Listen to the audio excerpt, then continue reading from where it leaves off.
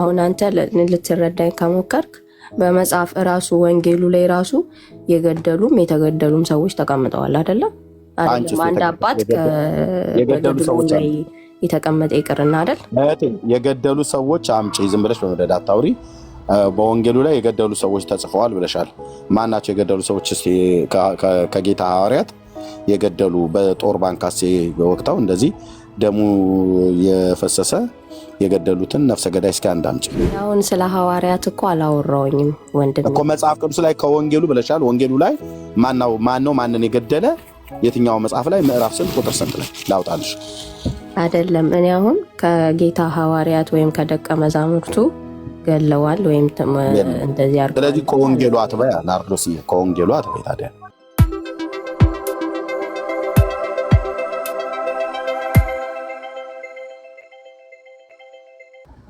ሄቨን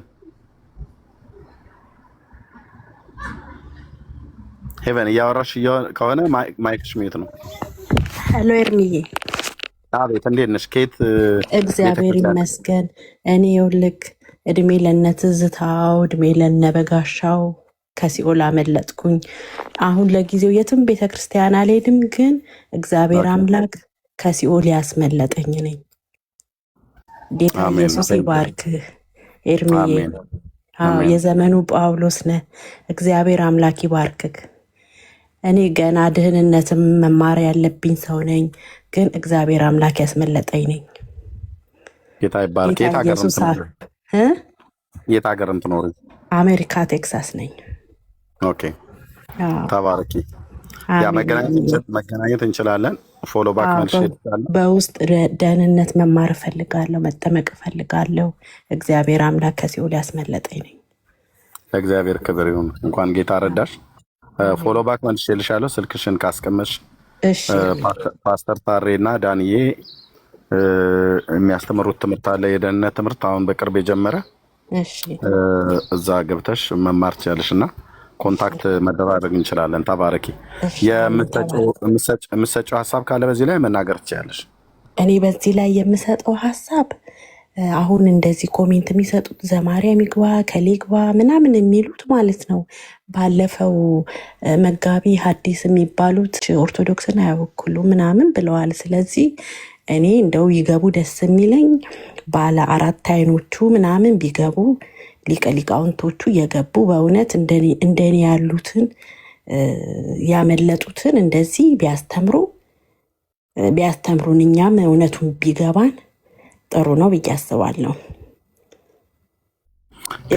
ጠጤዎች ኦርቶዶክስን አይወክሉም ከተባለ እንግዲህ አሁን ቢገቡም መምህሩ ናቸው ያሉት። አዎ እንደዛ ብለው ሲገዝቱ ምናምን ሰምቼ ነበረ ባለፈው። ስለዚህ ለምን እነኚህ ባለ አራት አይኖቹ ዶንኪ ቲዩብ ላይ ነው ምናምን እየቀረቡት እየወጡ እኛ አሁን ማአት ወጣት ነው የወጣው ማለት ነው። ስለዚህ ለምን አያስተምሩንም? እንደዛ ነው ያለው። እነሱማ ፊት ለፊት መጥተው አይናገሩም። ፊት ለፊት መጥተው መቼም ቢሆን እንደዚህ እንዳጠብቁ ቢሆን የሚሻለው እሱ ነበረ አይደል? መምህራን ዞር ዞር ብለው ማስተማር ህዝቡን ከስተት ነው ብለው ካሉ ከስተት ጎዳናም ለመመለስ ጌታችን ኢየሱስ ክርስቶስ እንግዲህ ያደረገው ሰውን ነፍስን ለማዳን ሰውን ለማዳን ሰውየው ያለበት ወይ ሰዎቹ ያሉበት ድረስ ነው ሄደው። አራት አይን ያለው እኔ ድሮ በአገር ቤት ጭራቅ ነው እያለች ተነግረን ነበር። ጭራቅ አራት አይን አለው እያለች አያቴ የምትነግረኝ ነገር ትዝ የሚለኝ ነገር አለና እሱ አይነት ነገር ነው። የመንፈሳውያን አይነት ጭራቆች ካልሆኑ በስተቀር በአራት አይን አይደለም በሁለት አይንም እኮ ራሱ አልተቻለም ጉዳዩ እና አይመጡም። ግን እያያችሁት ነው። እነሱ ቢመጡ ጥሩ ነበር። እንዳይመጡ ግን ባለፈው ማናቸው መጋቢ ሐዲስ የሚባሉት ሲናገሩ ሰምቻለሁ። ቲክቶክ ላይ አትግቡ ባካችሁ አሉ። ለምን እንደሆነ ልንገራቸው ወንድሞቼ እናቶቼ። ለምን በጣም ብዙ ህዝብ እየተወሰደባቸው ስለሆነ ቲክቶክ ላይ አትግቡ፣ በቃ አትስሙ ብሎ ማከላከልን ያዙ። በማከላከል ህዝብን ለመጠበቅ ማለት ነው። በማከላከል ህዝብን ለመጠበቅ አይደለም። ገብቶ ገስት ላይ ለመነጋገር አይደለም። እዚህ ውስጥ እንኳን ገብተው እንዳይሰሙ እኮ አሁን 39 ሰው አለ እዚህ ጋር የገባ ማለት ነው። አሁን በቅርብ ገና ስለከፈትኩ ገና ሰው እየመጣ ስለሆነ አሁን ገና በቅርብ ስለከፈትኩኝ ገና ነው ሰው አልመጣም ማለት ነው። ቢሃይንድ ባይ አለም የሚያይ ማለት ነው። ቁጥሩ ሲያመጣልኝ ያሳያችኋለሁ። ቢሃይንድ ባይ አሁን በትንሹ አይ ዶንት ኖ ለኔ እስካሁን አላሳየኝም። ቢሃይንድ ባይ የሚታያችሁ ሰዎች አላችሁ? ያሳያችሁ ሰዎች አላችሁ? ቢሃይንድ ባይ ስንት ሰው ነው የሚያየው? ማለት አሁን እዚህ ገስቱ ላይ ሳይገቡ ውስጥ ሳይገቡ ከውጭ ሆኖ ማየት ይቻላል። ይሄንን ላይቭ ስርጭት የማናቸውንም የላይቭ ስትሪም ውስጥ ላይ ገብተህ እንደዚህ ኮሜንት የጻፍክ ምናምን ነገር ነው። ስንት ነው ደረጃ የሚታየው? 386 ቢሃይንድ ባይ ይታያል። 380 350 ምናምን ይወጣል ይወርዳል። ኦኬ ቢሃይንድ ባይ ማለት ነው። አሁን ይጨምራል ገና ማለት ነው። እዚህ ከፊት ለፊት ላይ ገብተው ከሚናገሩት ይልቅ በኋላ ላይ ሆነው የሚሰሙት ይበልጣሉ ማለት። እዚህ መርሃ ግብር ላይ እንደዚህ ገስቱን ነክተው ልከው አይገቡም፣ ገስት ላይ አይገቡም። አንድ እዚህም ደግሞ ከታቻውን ኮሜንት የሚጻፍበት ሼር የሚደረግበት አሁን ማሼር እንደሚያደርግ አበባ አሁን ሼር እያደረገች እንደሆነ ይታወቃል፣ ይታያል። ሌሎቹም እንደዚህ አሁን ሰኒ አሁን ሱፐር ፋን እየሰጠች እንደሆነ ይታያል። ልክ እንደዚህ እንዳይታዩ ከበስተኋላ ግን ተደብቀው ሲሳይ አሁን ሼር እያደረገች እንደሆነ ይታያል። የነዛ ግን ሼርም ሲያደርጉ አይታይም፣ ምንም ኮሜንትም አይጽፉም። ቢሃይንድ ባይ ሆነው ነው የሚሰሙት እና በጣም ብዙዎቹ ተደብቀው ይሰማሉ። ለምን አትግቡ ብለው ስለገዘቷቸው። ለምን አትግቡ ብለው ያለው እዚህ ጴንጤው ጋር የሚወራው ነገር በመረጃ ስለሆነ በመጽሐፍ ቅዱስም መረጃ ስለሆነ የእነሱንም ነገር ስናወራ በመጽሐፍ ላይ የተደገፈ በመረጃ የተደገፈ በቪዲዮ የተደገፈ ነገር ስለሆነ ብዙ ህዝብ እኮ ነው ያጣ ነው አሉ ወገኖቼ።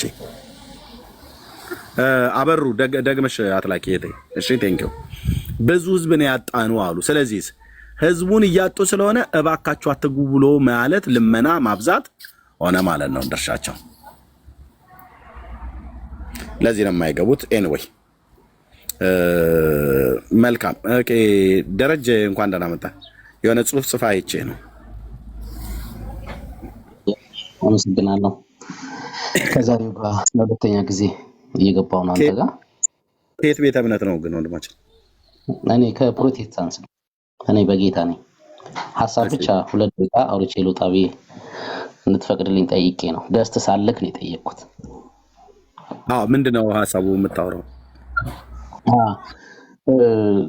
እዚህ ባሉት ትምህርቶች ላይ በምትሰጣቸውና በምታቀርባቸው ዘርፍ ላይ ቀርበው ሊወያዩ አይችሉም ብለህ በምትላቸው ነገሮች ላይ ከጀርባ ዞረው ምን አይነት ነገሮችን እያደረጉ እንደሆነ ለሁላችንም ግልጽ የሆነ እዚህ ሜዳው ላይ ና አውራኝ ና አማኩኝ ና አስተምሩን ብለን የምንጠይቃቸው ማህበረሰቦች እንዳለን ሁሉ እኛን ትተው አልፈው በአገልግሎትም በሌላም ኬዞች ሁሉ ቢዚ የሆኑ አገልጋዮችን ስም ጠርተው ዲቤት ከነከሌ ጋር መግባት እንፈልጋለን ብለው የሽሽትና በቃ አለን እያለን እየጠራን እንቢ ብለናል። እነሱ ሲጠሩ እኛም እየጠራን ነው እንቢ ብለናል ማለት ከሚፈልጋቸው አካል ጋር ወይንም ከተጠየቁት ርዕስ ጋር ተገናኝተው ማወያየት አይፈልጉም። ይሄ ደግሞ ዘማሪያም የሚባለውን ሰው እናጸልይበታለን በዴቤት ላይ ካንተ ጋርም ሆነ ካንተ ወንድሞች ጋር አብሮ ከሚያገለግሉ ወንድሞች ጋር በየትኛውም ስፍራ ላይ ተገኝቶ እወያያለሁ ብሎ ይመጣል ብዬ አላምንም። በጣም አደገኛ ውርደትን እንደሚከናነቡ ስለሚያውቁ ዘለው ውጭ ላይ ያሉትን እነ ትዝታውን እነ ዮናታንን ሌላም አገልጋዮችን ተርታ ዝርዝር ደርድረው ይጠሩ ነበር። ያ ማለት የዚህ ቤት አባወራ ማን ነው ብለህ ስትጠየቅ እኔ ኤርሚያስ አበበ ነኝ ብለህ የቤትን በር ከፍተህ እያወራቸው እያሉ ኖ አንተ አይደለም የቤቱ አባወራ ጾታም ምንም ማጣራት እንፈልጋለን ባለቤትህን አቅርብልን እንደማለት እኮ ነው። ዘለው ተሻግረው ካንተ ጀርባ ሄደው እዚህ ቀርበው ከሚለምኗቸው ሰዎች አልፎ በሌላ ጉዳይ በሌላ አገልግሎት ከተጠመዱ ሰዎች ጋር ግርግር መፍጠር ምን አይነት አሳፋሪ!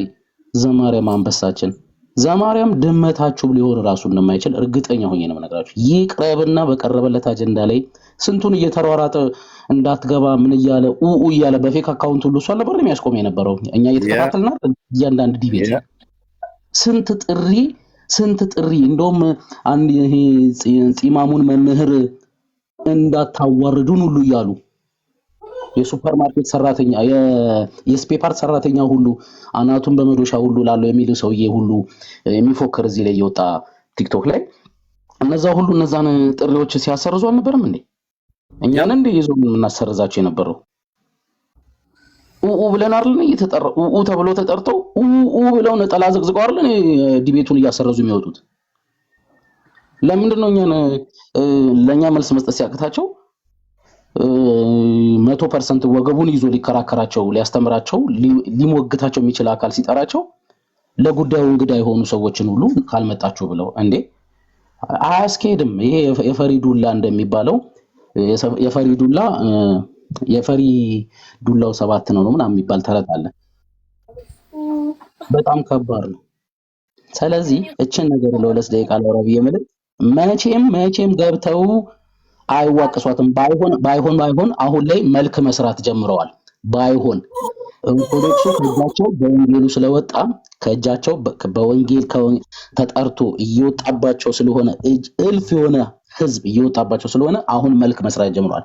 ያ መልክ ካስተዋላችሁ ይሄ የአላፋት ዝማሬ በነጭ ነጠላ ብቻ የተሸፈነ ውስጡ ባዶ የሆነ እሱም ከሄዱ የሚዘመረው ለሞቱና ላልነበሩ አካላቶች የሚዘመር ነው። የሚሰበክበትን ድራማዎች በሰፊው እየሰሩ ነው። ይሄ በጃንደረባ በሚባል መድረክ ላይ የተመሰረቱ አካላቶች በጠቅላላ መልክ እየሰሩ ነው። ወንጌሉን ትተውት አጥቷቸዋል። ገልጠው እንደማያስተምሩና እንደማይደርሱበት የራሳቸውም አካላቶች ውስን ነገሮችን እያወጡባቸው እያጋለጡባቸው ስለሆነ ከብዷቸዋል። በዛው ልክ የኛም ሰዎች አሉ ለአገልግሎቱም ለትምህርቱም ለህይወቱም የማይመቹ እንደ አባ ጨጓራ የሚኮሰኩስ ስራዎችን የሚሰሩ የኛም አገልጋዮች አሉ። እነሱን እግዚአብሔር ይገጽሳቸው፣ እንደ ስራቸው ይስጣቸው። ደግሞም አይቀጥሉበትም፣ ይቆማል እግዚአብሔር በስራው ላይ ስላለ። ይሄ ለፈልጌ ነው። እርምዬ አመሰግናለሁ። ቴንክ ዩ ወንድሜ ተሪ። እንግዲህ እውነቱ ይሄ ነው፣ ሪያሊቲው ይሄ ነው። ደርሶ ተሟጋች ነን ብለው ያሉት ሰዎች ቀደም እንዳልኩት ነው። ነገርን መቼም መደጋገም እንዳይሆን እንጂ ዲቤት ስንጠራ ያሰርዛል፣ እሱ ግን ያስጠራል። ኦኬ፣ እሱ ያስጠራል። ሌሎችን እንኳን ተዋቸው እስቲ፣ ደምረውን ተውት። ዲያቆን ስዩም የኦርቶዶክስ ቤተክርስቲያን ዲያቆን ነው፣ እንደ ዘማርያም ማለት ነው። ዲበኩሉ የኦርቶዶክስ ቤተክርስቲያን ቄስ ነው። ሁለቱም ዲያቆኑም ቄሱም የሚቀድሱ ናቸው። ዲያቆን ስዩም ቀዳሽ ነው። ዲያቆን ማነው? ቀሲስ ዲበኩሉ ቀዳሽ ነው። ለምን ነው ዲያቆኑና ቄሱን ያሰረዛቸው? ዋይ? ዲያቆኑ እኔን የጠራኝ እሱ ነው። እኔ ደግሞ ቄሱን ጠራሁትኝ። ለምን ይሄንን አትጠይቁም? ለምን ይሄንን መጠየቅ ተሳናችሁ?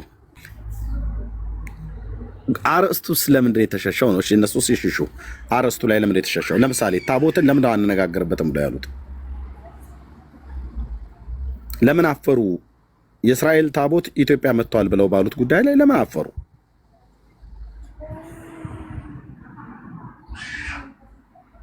በእርግጥ ከእስራኤል ነው ወይ የመጣው? ታቦቱ የተባለው ጉዳይ ከእስራኤል ነው ወይ የመጣው ብለን ስንል አይደለም። ከየት ነው የመጣው? ከመካ መዲና ነው የመጣው። ኤርሚያስ መካ መዲና እኮ የአረብ ሀገር ነው። አዎ የአረብ ሀገር ነው። ከዛ ነው መጣ ብሎ ያለው ማንን ያለው? ቤተክርስቲያኒቱ መጽሐፍ አለ። ሁለቱም ከእስራኤልም መጣ የሚል መጽሐፍ አለኝ፣ ከሳውዲ አረቢያ መጣ የሚል መጽሐፍ አለኝ። ሁለቱም የቤተክርስቲያኒቱ አንጡራ ሀብት የሚባል መጽሐፍ ነው። ኦኬ፣ ለምን ታዲያ በዚህ ጉዳይ ላይ ለምን ገብተው አይነጋገሩበትም? ኦኬ፣ የታቦቱ ጉዳይ ገድለ ድርሳናትን ብለን ስንል አንነጋገርበትም። ገድለ ድርሳናትንም ይላሉ። የመጥቆራ የተባለ የአየር ላይ ጋኔን ታቦት ተቀርጾለት ህዳር 21 ቀን ይከብራል። ይሄም ብቻ አይደለም። በደብረ አሰቦት ላይ አንድ አጋንንት አለ። ደብረ አሰቦት በሚባል ገዳም ውስጥ ተጠምቆ ወደ ኦርቶዶክስ ክርስትና ተመልሶ በአቡነ ተክለ ሃይማኖት ዘመን የተጻፈ ሪትን የሆነ እኮ ነው ወንድሞቼ እናቶቼ። አይ ታዲያ ኤርሚያስ እንደዚህ በመረጃ እያወራህ ታዲያ እንዴት ይምጡልህ ብለህ ካልከኝ ምን ላድርግ ታዲያ? ያለ መረጃ ማውራት ልጀምር? እሱ ደግሞ ውሸት ነው የሚሆን። በጣና ባህር ውስጥ ያገኘው ባህረ አልቅም የሚባለው ሰይጣን ከተጠመቀ በኋላ ከተገረዘም በኋላ ክርስቶስ ሐሬዮ ብለው አቡነ ተክለ ሃይማኖት አንመንኩሰውት ሰይጣኑን። ከዛ ወደ ሐረር መሄጃ መስመር ደብረ አሰቦት የሚባለው ገዳም ላይ እስከ ሞተበትና መንግስተ ሰማያት እስከገባበት ጊዜ ድረስ ሲያገለግል ኖረ ይላል። እነዚህን ሰይጣኖች ለምን ዝም አላችኋቸው? የሰይጣኖቹ ነገር ለምንድነው ተዳፍኖ የቀረው ነው አሁን ጥያቄ። የባህር ዳሩም ሰይጣን ይሁን የሰሜን ሸዋውም ሰይጣን ይሁን ሁለቱም ሰይጣኖች ምንኩስና ደረጃ ላይ ደርሰው አንደኛው ታቦት ተቀርጾለታል፣ አንደኛው ግን አልተቀረጸለትም። ዋይ ለምን ዝም አላችሁ? አሁን አንድ ማቀው ቄስ መጥቶ አይቶ ሄደ። መድኃኒዓለም ማቀው ቄስ ነው፣ ቄስም ነው መምህርም ነው፣ ሰባኪ ነው። ስሙን ያለ ፍቃዱ መጥራት ስለማልፈልግ ነው። መጥቶ አይቶ አጮልቆ አይቶ ሄደ። ዋይ ለምን አይታችሁ ትሄዳለች? ለዚህ ጉዳይ ለምን ደው መልስ ማሰጡት?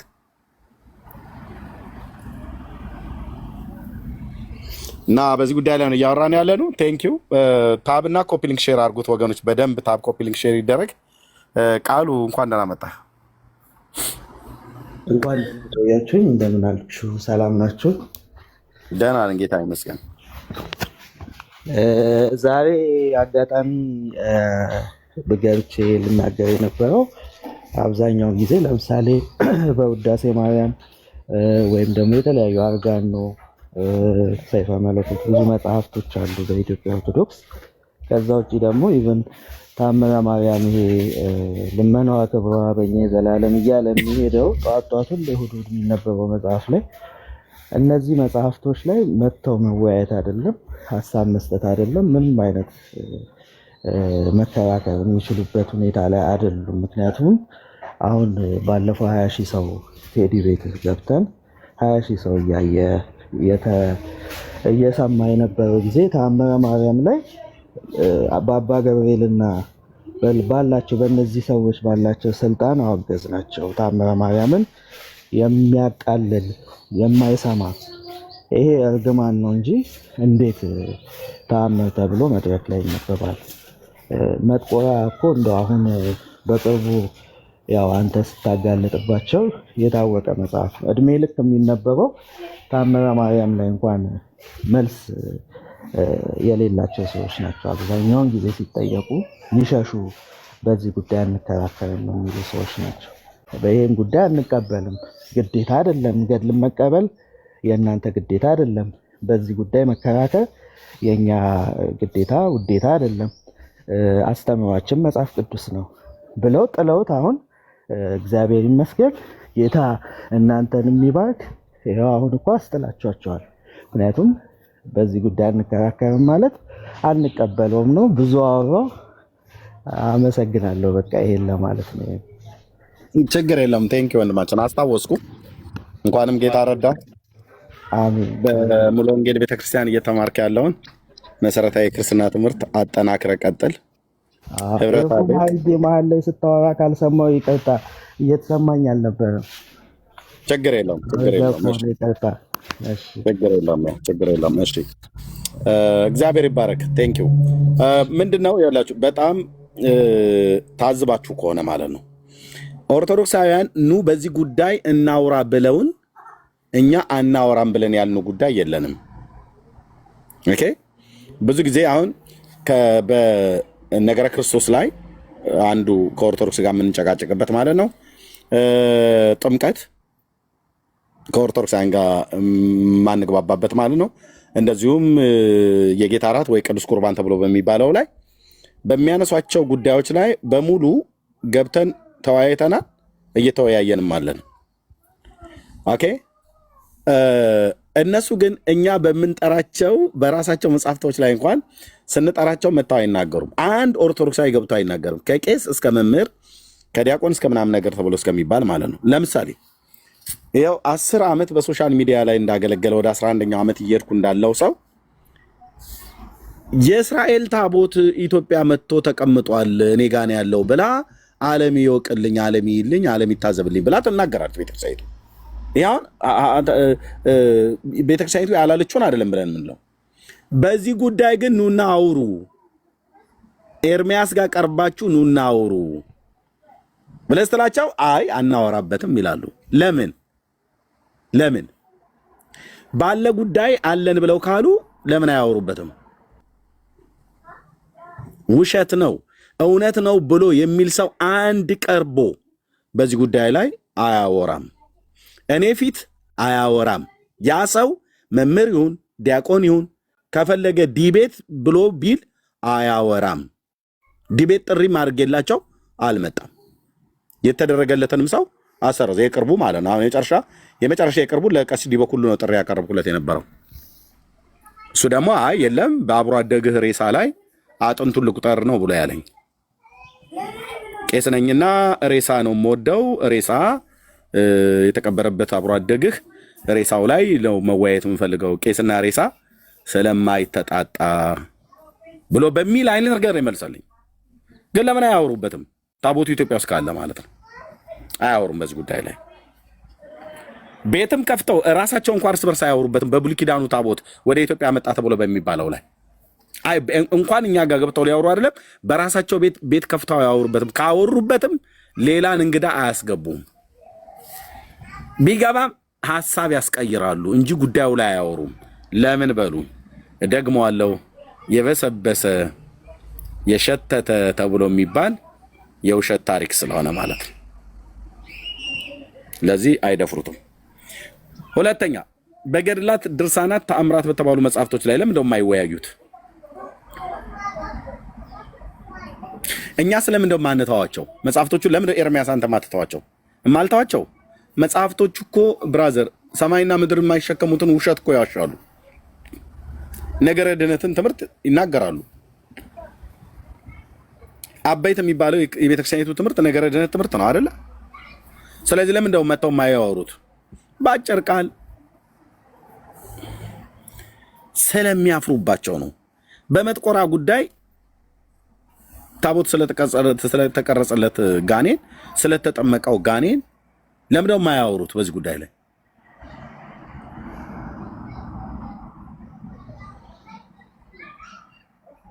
ስለ አቡነ እንድሪያስ ስለቀበሩት በግና ስለሰጡት ለእስላም አሳልፈው ስለሰጡት ታቦት ለምን እንደው የማያወሩት?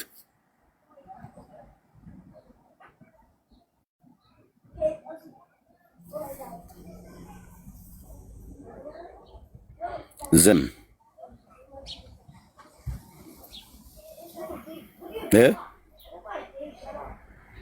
ዝም ነው። ቄሱም ዝም፣ መጽሐፉም ዝም ማለት ነው። እሺ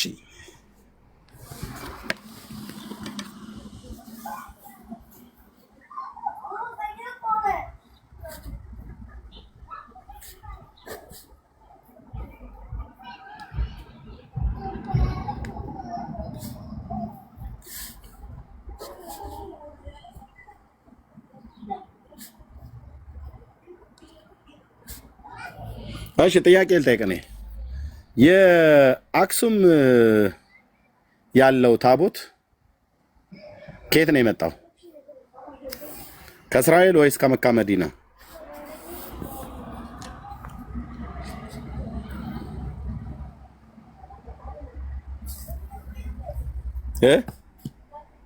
ኖ እናንተ አልተጠየቃችሁም። የወንጌል አማኞች አልተጠየቃችሁም። ዝም በሉ፣ ዝም በሉ። እናንተ ታብና ኮፒ ሊንክ ሼር አድርጉት። እናንተ ታብና ኮፒ ሊንክ ሼር አድርጉ።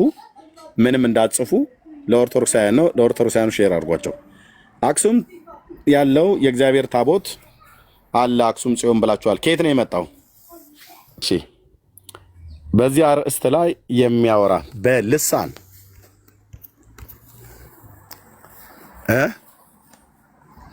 የማርያምና አቡነ ተክለ ሃይማኖትና ማርያም በልሳን እንደጸለዩ ስንት ሰው ያውቃል?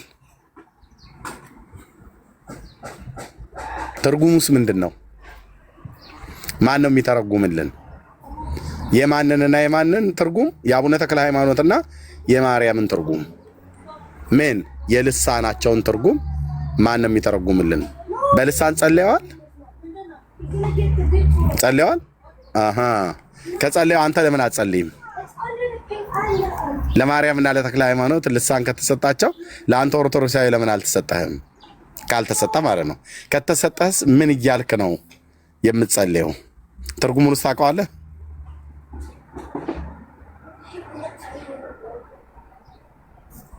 ታብና ኮፒሊንግ ሼር አድርጉት። ጸጋ ይብዛላችሁ። እንቀጥላለን ማለት ነው። በዛኛውም አይገቡም፣ በዚህኛውም ከገቡ እስኪ እናያለን። እኔ መረጃዬን ሰንጄ ነው ቁጭ ያልኩት። ማርያም በልሳን እንደጸለየ ስንት ሰው ያውቃል? ተክለ ሃይማኖት በልሳን እንደጸለየ ስንት ሰው ያውቃል?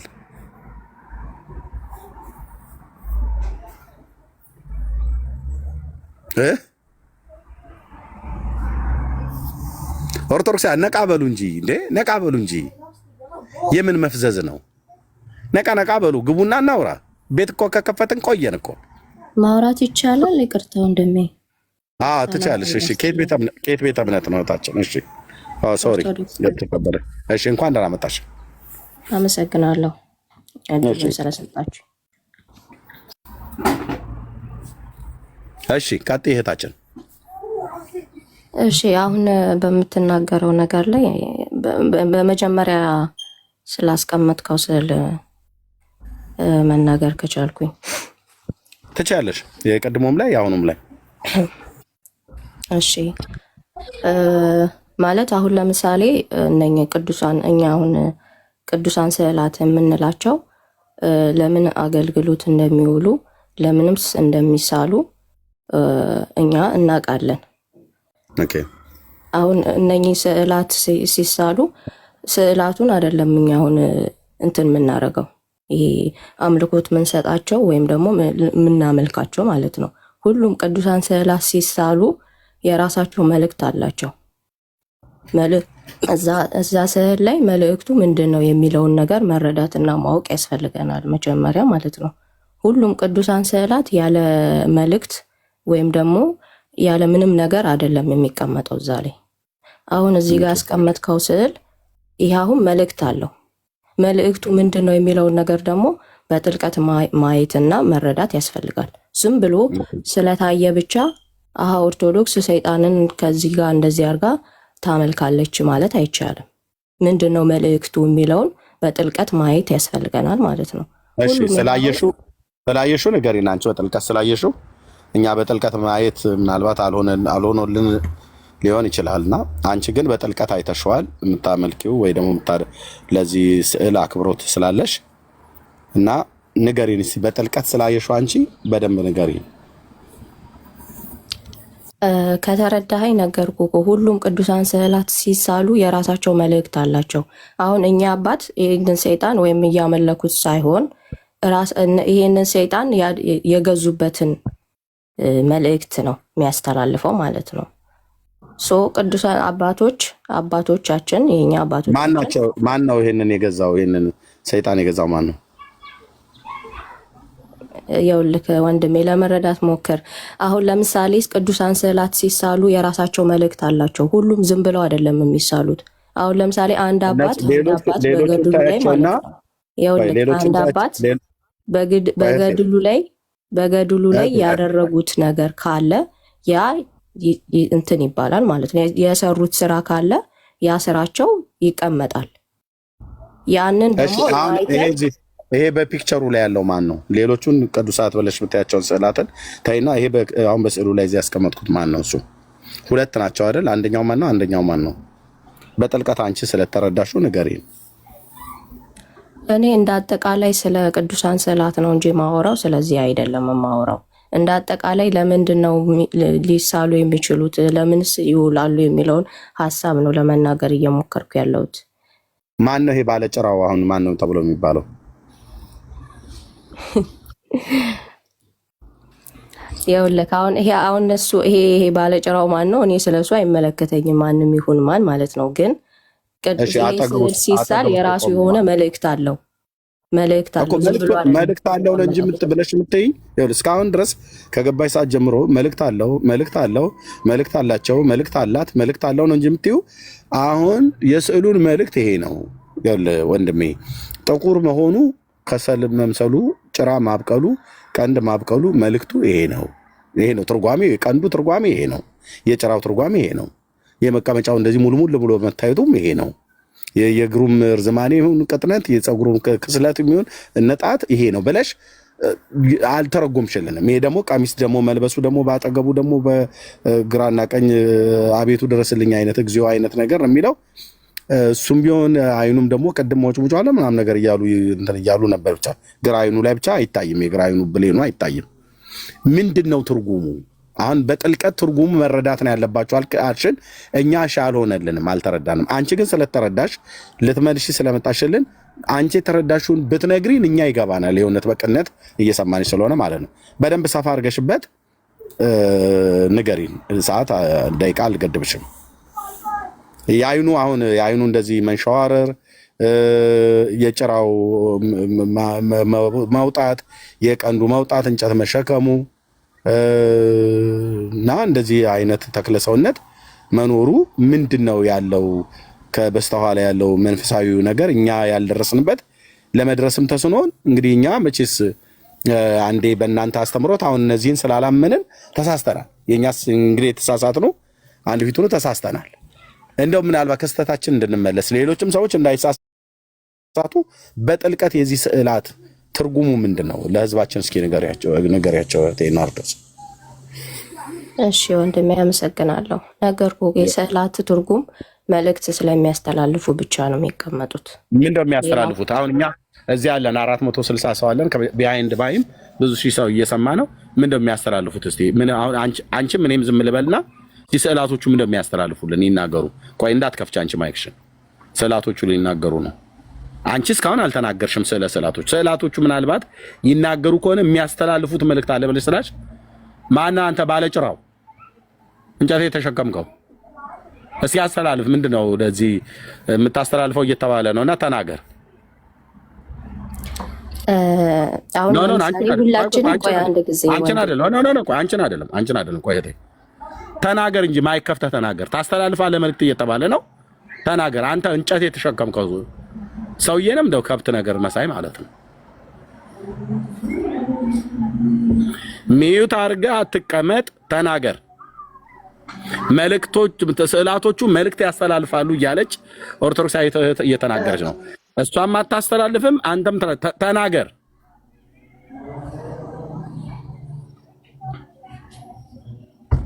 የለም የተሸከመው እንጨት ደክሞት ነው መሰለኝ እሱኛው እንትን። እሺ በግራ በኩል ነው በግራ በኩል ያለው በእኔ ግራ በኩል የቆንከው በአይን መጥቀስ ትተህ ተናገር። ምንድነው አንተስ ልታስተላልፍ የፈለከው መልእክት?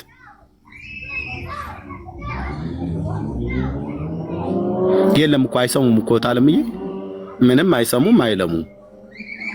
አትናገሩም እንዴ?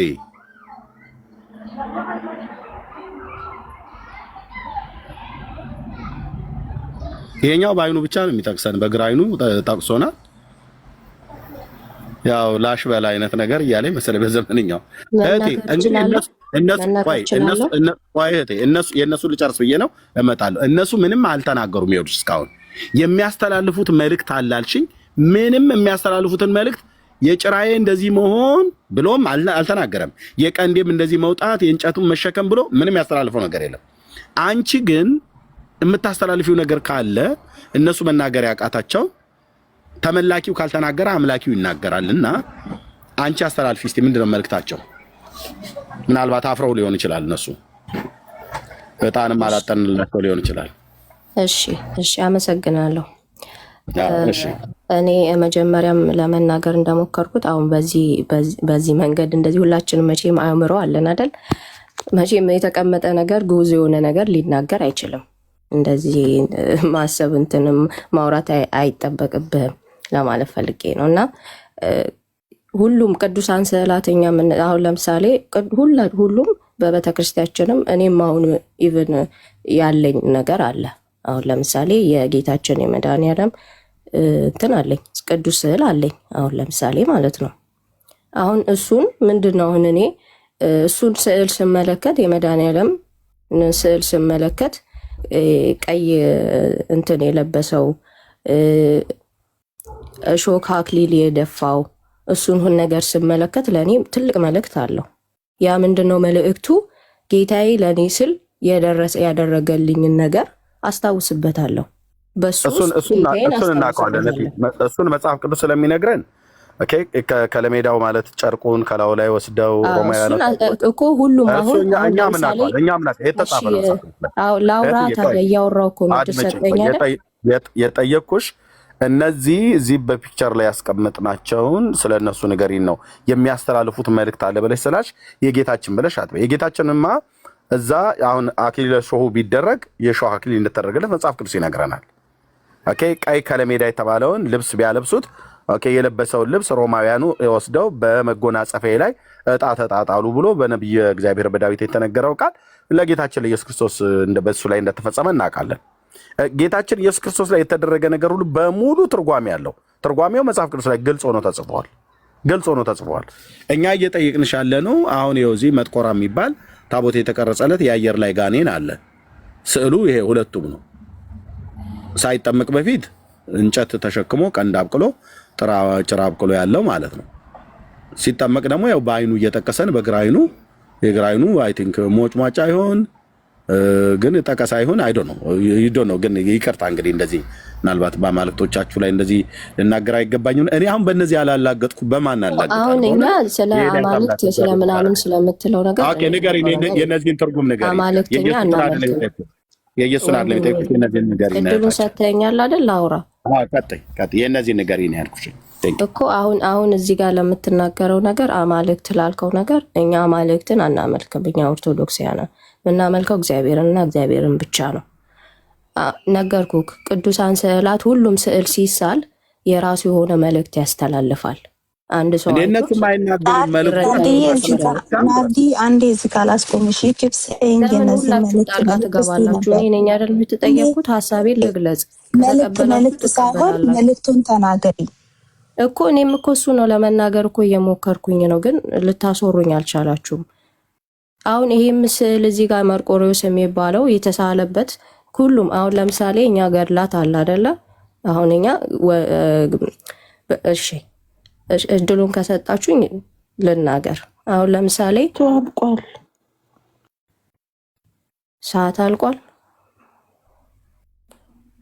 እድሉን ከሰጣችሁ ልናገር። አሁን ለምሳሌ እኛ ነገር ትርጉሙ ነገር እኮ ልገባ እኮ ነው። ሁላችሁም እንትን እያላችሁ እኮ ልታስወሩኝ አልቻላችሁም። ከይቅርታ ጋር አንዴ ልናገር።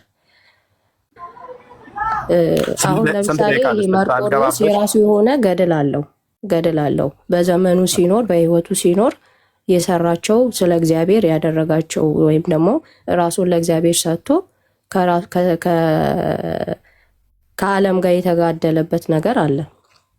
ገድል ሲባል መርቆሬዎስ ነው ያልሽኝ እህቴ? ገድል ሲባል ወይም ደግሞ አሁን ይሄ ስለዚህ የምታወሪንን እንድናውቀው እርግጠኛ እንድንሆን መርቆሬዎስ ነው ወይ ያልሽኝ ነው እያልኩሽ ያለሁት። እኔ እኮ እንድትረዱኝ ፈልጌ ለምሳሌ ያክል ነው ያነሳሁት እኮ። ለምሳሌም ቢሆን ማን ነው ብለሽ ያልሽን የሆነ ስም ጠርተሻል። መርቆሬዎስ ነው ወይ ያልሽው ነው ያልኩሽ። መርቆሬዎስ ስትይ ሰማሁ መሰለኝ። አዎ መርቆሬዎስ የሚባል አባት አለ። አዎ ልሱ ነው እንደሱ እርግጠኛ እንደሆነ ያልሽ ቀጥይ።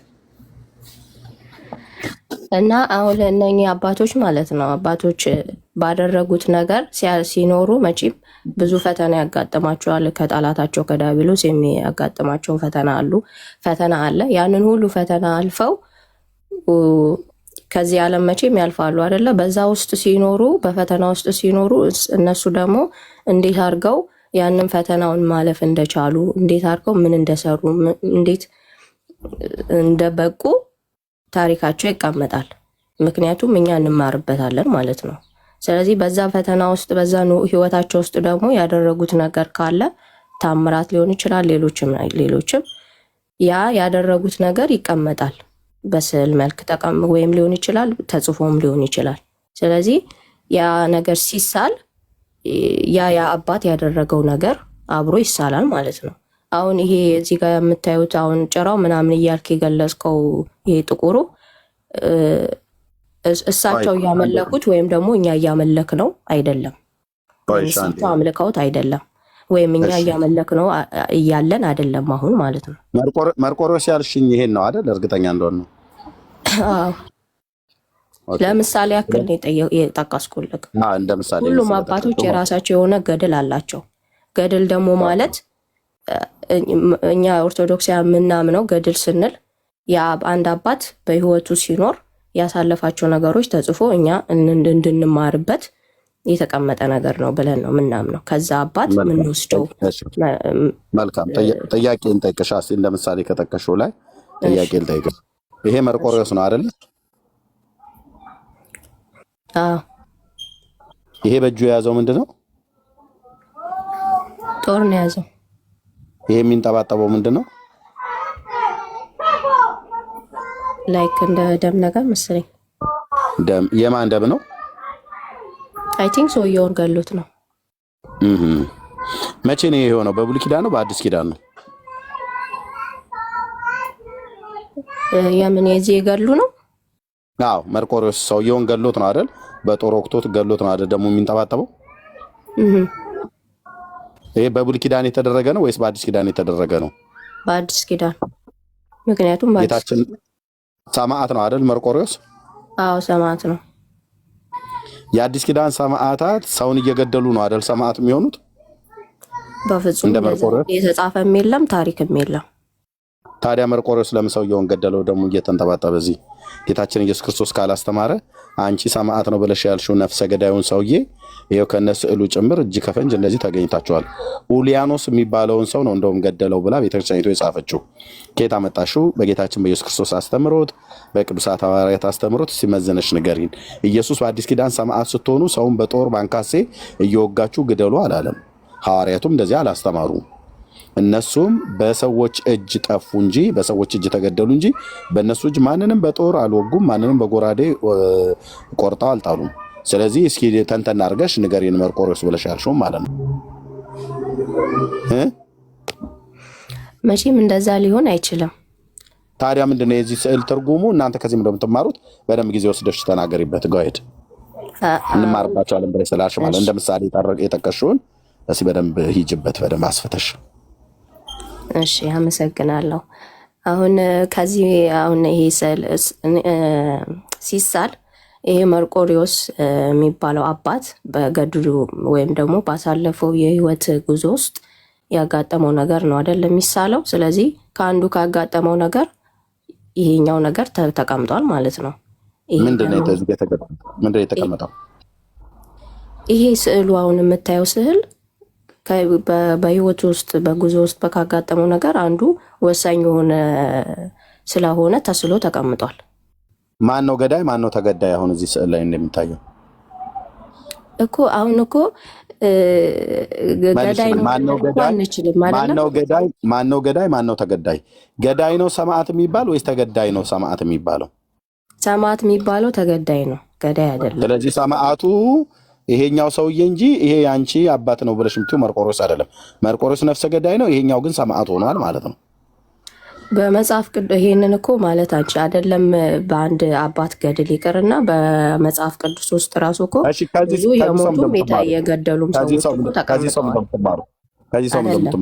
ወንድሜ አሁን አንተ ልትረዳኝ ከሞከርክ በመጽሐፍ ራሱ ወንጌሉ ላይ ራሱ የገደሉም የተገደሉም ሰዎች ተቀምጠዋል አይደለም? አንድ አባት የገደሉ ሰዎች ላይ የተቀመጠ ይቅርና አይደል? የገደሉ ሰዎች አምጪ፣ ዝም ብለሽ በመደዳ አታውሪ። በወንጌሉ ላይ የገደሉ ሰዎች ተጽፈዋል ብለሻል። ማን ናቸው የገደሉ ሰዎች? እስቲ ከጌታ ሐዋርያት የገደሉ በጦር ባንካሴ ወቅተው እንደዚህ ደሙ የፈሰሰ የገደሉትን ነፍሰ ገዳይ እስኪ አንድ አምጪ ከጌታ ሐዋርያት። እኔ አሁን ስለ ሐዋርያት እኮ አላወራሁኝም ወንድም እኮ መጽሐፍ ቅዱስ ላይ ከወንጌሉ ብለሻል። ወንጌሉ ላይ ማን ነው ማንን የገደለ? የትኛው መጽሐፍ ላይ ምዕራፍ ስንት ቁጥር ስንት ላይ ላውጣልሽ? አይደለም እኔ አሁን ከጌታ ሐዋርያት ወይም ከደቀ መዛሙርቱ ገለዋል ወይም እንደዚህ አድርገዋል። ስለዚህ ከወንጌሉ አትበይ ናርዶስ፣ ከወንጌሉ አትበይ። ታዲያ እነዚህ ደግሞ እነኚህ ከእሱ የምማረው ነገር ስለ ወንጌል የኖረውን ህይወት ከእሱ ማርበታለሁ። ውሾቹስ በረከታቸው ይደርብሽና እነዚህ ውሾቻችሁ እነ ቡቼዎች ማለት ነው። እሱ የመርቆሪዎስ ታዛዥ ነበሩ ውሾቹ። ለአንቺስ ምን አታከብሪያቸው? ለምንድን ነው ማከብራቸው? እኔ ማከብረው ጌታን ብቻ ነው። ኦኬ ሰማዕት አይደሉም? እነኚህ ጻድቃን አይደሉ?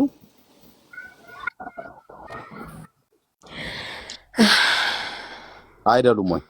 አይደሉም። እሺ አይደሉም። ሚያዝያ 2 ወደ መረጃ እንሄዳለን። መጽሐፉንም ስንክሳር መጽሐፍ አወጣልሻለሁ። የውሻ መልክ ነው ያለው፣ ሰማዕት ነው። እንደ መርቆሪዎስ እንደ ጊዮርጊስ ብላችሁ እንደምትሉት ሰው ነው ሲበላ የነበረው እና የበረከቱ ይደርብሽና ምን ትያለሽ በዚህ ጉዳይ ላይ?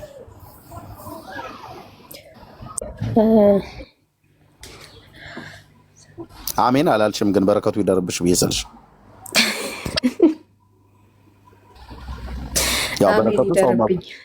ያው በረከቱ ሰው መብላት ነው። ያው አንቺም እንግዲህ ጠንቀቅ በሏት። አካባቢው ጎረቤቷ ያላችሁ ሰዎች ተጠንቀቋት እና ታዲያ ሰው ነበር የሚበላው እያለ አሜን አልሽ። አይ አሜን አልሻ። አሜን እኮ አልሽ። በረከቱ ይደርብሽ ብዬ ስልሽ ምን ሰው የሚበላበት መረጃ አለ ካንተ?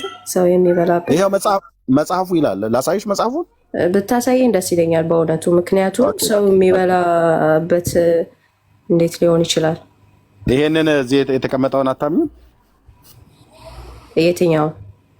ይሄው እዚህ የተቀመጠውን ቪዲዮ ማለት ነው እኮ። ታዲያ አንዴ ወንድሜ እዚህ ጋር ማለት ነው አሁን እንደተረዳሁት ከሆነ በዚቹ ሰዓት ውስጥ ማለት ነው አሁን የክርስቶፎሮስ የሚባለው ሰውዬ ከክርስቶስን ከማመኑ በፊት የውሻ መልክ ነበረው። ሰዎችን ከሚበሉት ውስጥ አንዱ ነበር። ግን ጌታን ከተቀበለና ወደ ክርስቶስ ከመጣ በኋላ ይህንን ነገር እንትን ብሏል። አጋንንቱ ከውስጡ ወጥቶለት ወንጌልን መስበክ ችሏል። መስበክ ብቻም አይደለም በሰማዕትነት አርፏል ማለት ነው አይደል? ለዛ ነው ታሪኩ የሚናገረው። ውሻ የሆነበት ምክንያት በውስጡ አጋንንት ስለነበረበት ነው።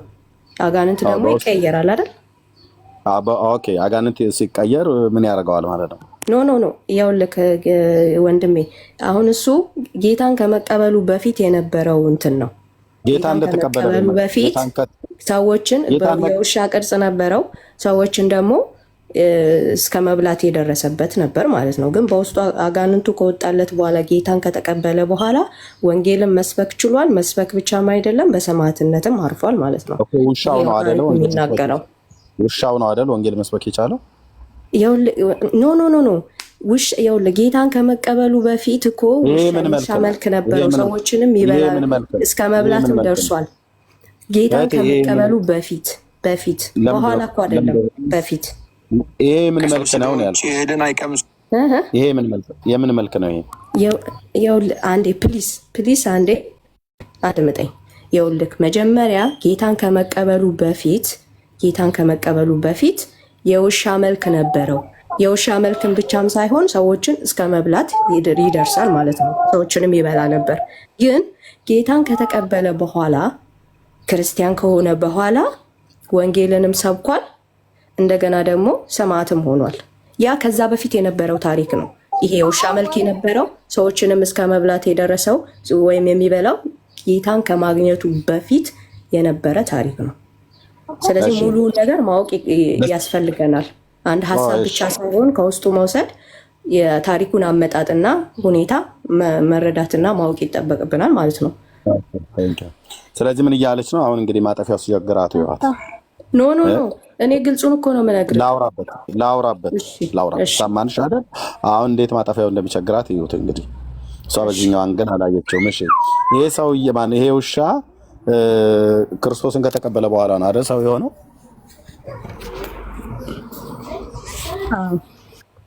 ከዛ በፊት ግን ውሻ ነበር አይደል? ውሻ እያለ ነበር አይደል ሰው ይበላ የነበረው? አዎ፣ በውስጡም መንፈስም ነበረበት።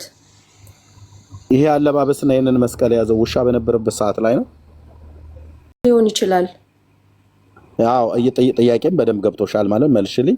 ይህ አለባበስና ይሄን መስቀል የያዘው ድሮ ውሻ ሆኖ ሰዎችን እየበላ በነበረበት ሰዓት ላይ ነው የያዘው ወይስ ክርስቶስንም ካመነ በኋላ ነው በውሻነቱ እንዳለ ያለው? ክርስቶስን ካመነ በኋላ ነው ይሄንን የመስቀል እንትን የያዘው። ክርስቶስን ካመነ በኋላ ነው ይሄን አለባበስ የያዘው። ክርስቶስን ካመነ በኋላ እንዴት ውሻነቱ መልኩ ፊቱ እንዴት አልተቀየረም? መስቀል ሲይዝ መስቀል የያዘው እጅ የማን እጅ ነው? የሰው እጅ ነው አይደል? ይሄኛው የምን ፊት ነው? የውሻ ፊት። ክርስቶስንም ተቀብሎ የውሻ ፊቱነቱ አልተቀየረም ማለት ነው። ስለዚህ ውሻው ቁጭ ነው ያለው ማለት ነው። ቦቢ በስርዓት ቦቢ ሆኖ ነው የተቀመጠው ማለት ነው። ግማሽ ውሻ ግማሽ ሰው። አይሽ ክርስቶስንም ተቀብሎ ውሻነቱ አልለቀቀውም። ያው ውሻ ነው ማለት ነው። ቆንጅዬ ውሻ ማለት ነው። ይሄ ለምን እንደሆነ ታውቃለህ? አሁን ይሄ የተቀመጠበት ምክንያት ምንድን ነው? ይሄ ሰው ከኋላ የመጣበትን የታሪኩን አመጣጥ ያስረዳናል ማለት ነው። ይህ ሰው ለምን ነው የኋላ አመጣጡን ታሪክ ለማስረዳት አይደለም። የኋላ አመጣጡ ታሪክ ከሆነ መስቀል መያዝ የለበትም። ክርስቶስን ስላመናደን መስቀል የያዘው። በኋላ አመጣጡማ ወደ ኋላ ብንሄድ ምናልባት ሰውን ስለሚበላ ቢለው ነገር ነው የሚይዘው ሰውን እየቆረጠ ለመብላት ማለት ነው። ያው ሰው በላተኛ ስለሆነ ማለት ነው።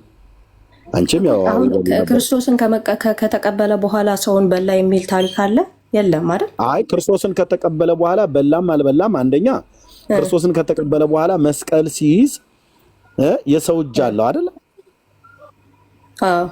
ለምን ክርስቶስን ከተቀበለ በኋላ የውሻነት መልኩ ለምን አልተቀየረም እኮ? ያ ያልተቀየረበት ምክንያቱ እኮ እኛ አሁን እንማርበታለን። ምክንያቱም ከኋላ የመጣበት እንትኑ መንገዱ እንደዚህ ስለነበረ ነው። ገብቷል? ስለዚህ አሁን ስስሙት የምትስሙት የኋላውን ክርስቶስን ሳያገኝ በፊት የነበረውን ውሻ ክርስቶስን ሳያገኝ በፊት የሚበላ ሰው በላተኛ የነበረውን በላተኛ ነው የምትስሙት ማለት ነው። I saw it on the TV.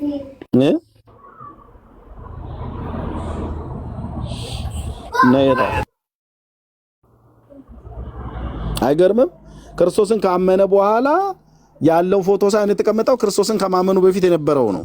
ክርስቶስን ከማመኑ በፊት ለነበረው ውሻ ነው ኦርቶዶክሳውያን የሚሰግዱት። በእውነት ኖ እንደዛ አይደለም። እንደዛ ታዲያ ካልሆነ ይሄ መልክ ክርስቶስን ከተቀበለ በኋላ ይሄ መልክ መቀየር ነበረበት አልነበረበትም? ይኸውልህ ነገርኩህ እኮ አሁን እሱ የመጣበት መንገድ ሊያሳይ የሚችለው። ናርዲ ሰምተሽኛል በደንብ። ክርስቶስን ከተቀበለ በኋላ ህይወቱ ተቀይሯል አይደል? አዎ። ህይወቱ ከተቀየረ መልኩ መቀየር አለበት የለበትም? ወይስ ክርስቶስ አልቻለም?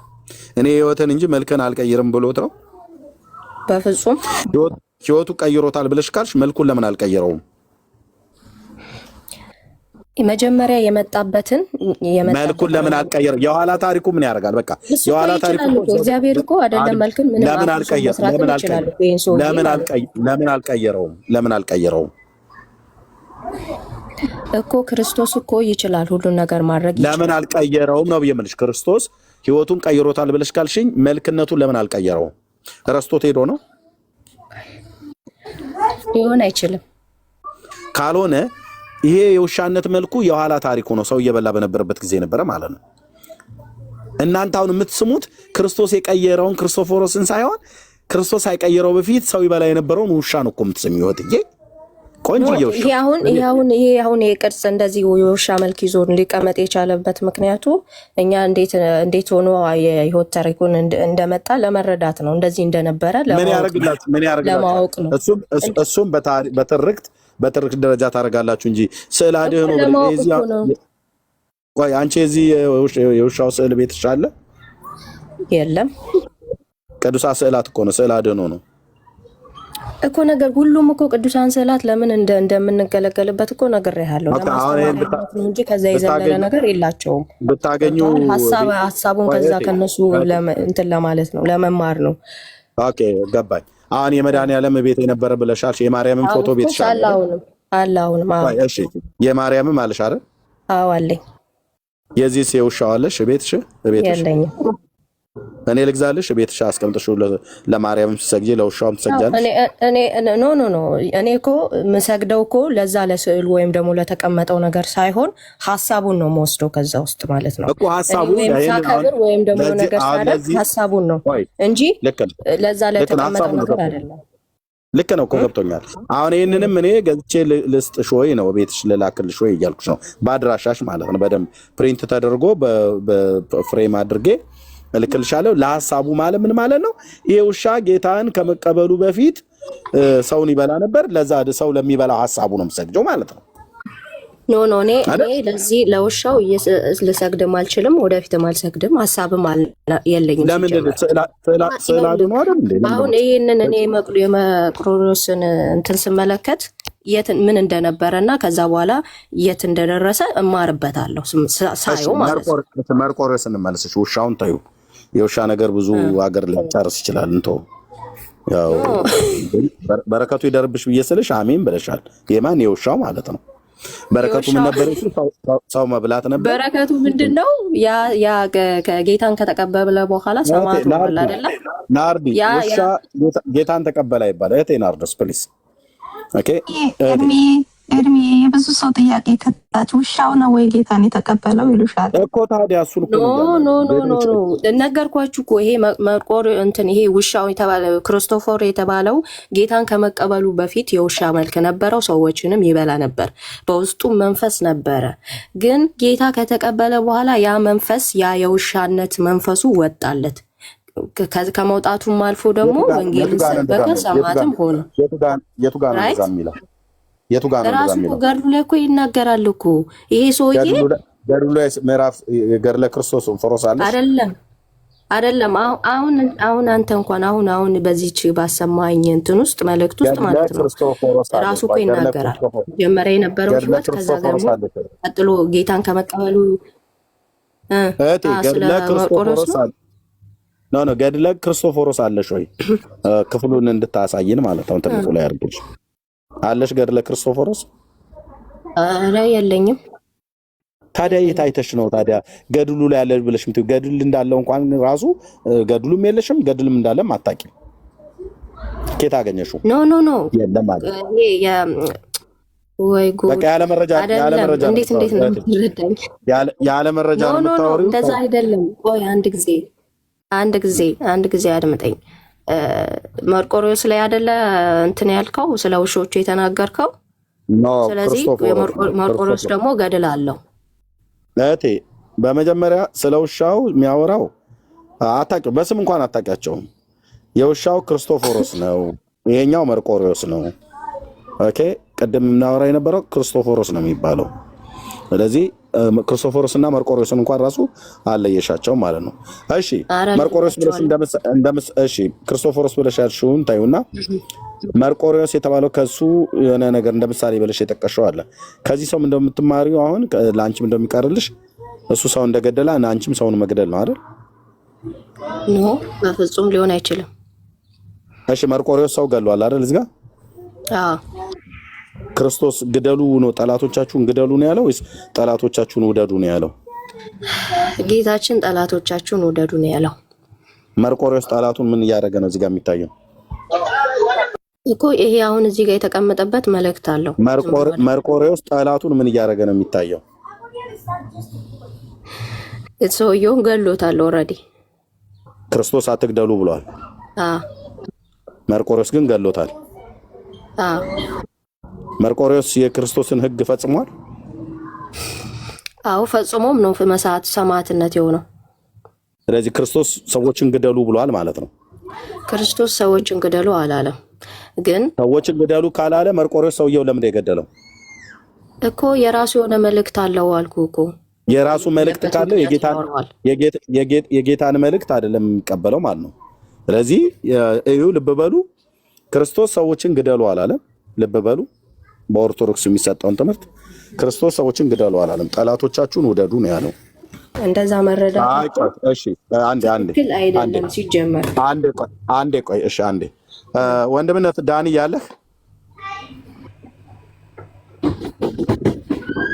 ወንድምነት አለ ትችላለህ? እሺ፣ ዞር ማለት ፈልግ አንድ 10 ደቂቃ ችግር የለም አለው ወንድምነት ዞር ብለና ችግር። እሺ፣ ያው ቡና ጠጥቼ ልመጣ ነው። በዚሁ ሐሳብ ላይ አውራት። መርቆሬዎስን ክርስቶስ ሰዎችን አትግደሉ ብሏል። መርቆሬዎስ ግን ሰውን ገድሏል። ስለዚህ መርቆሪዎስ ነፍሰ ገዳይ ነው ማለት ነው። እና በዚሁ ላይ አውራት ቀጥሉ።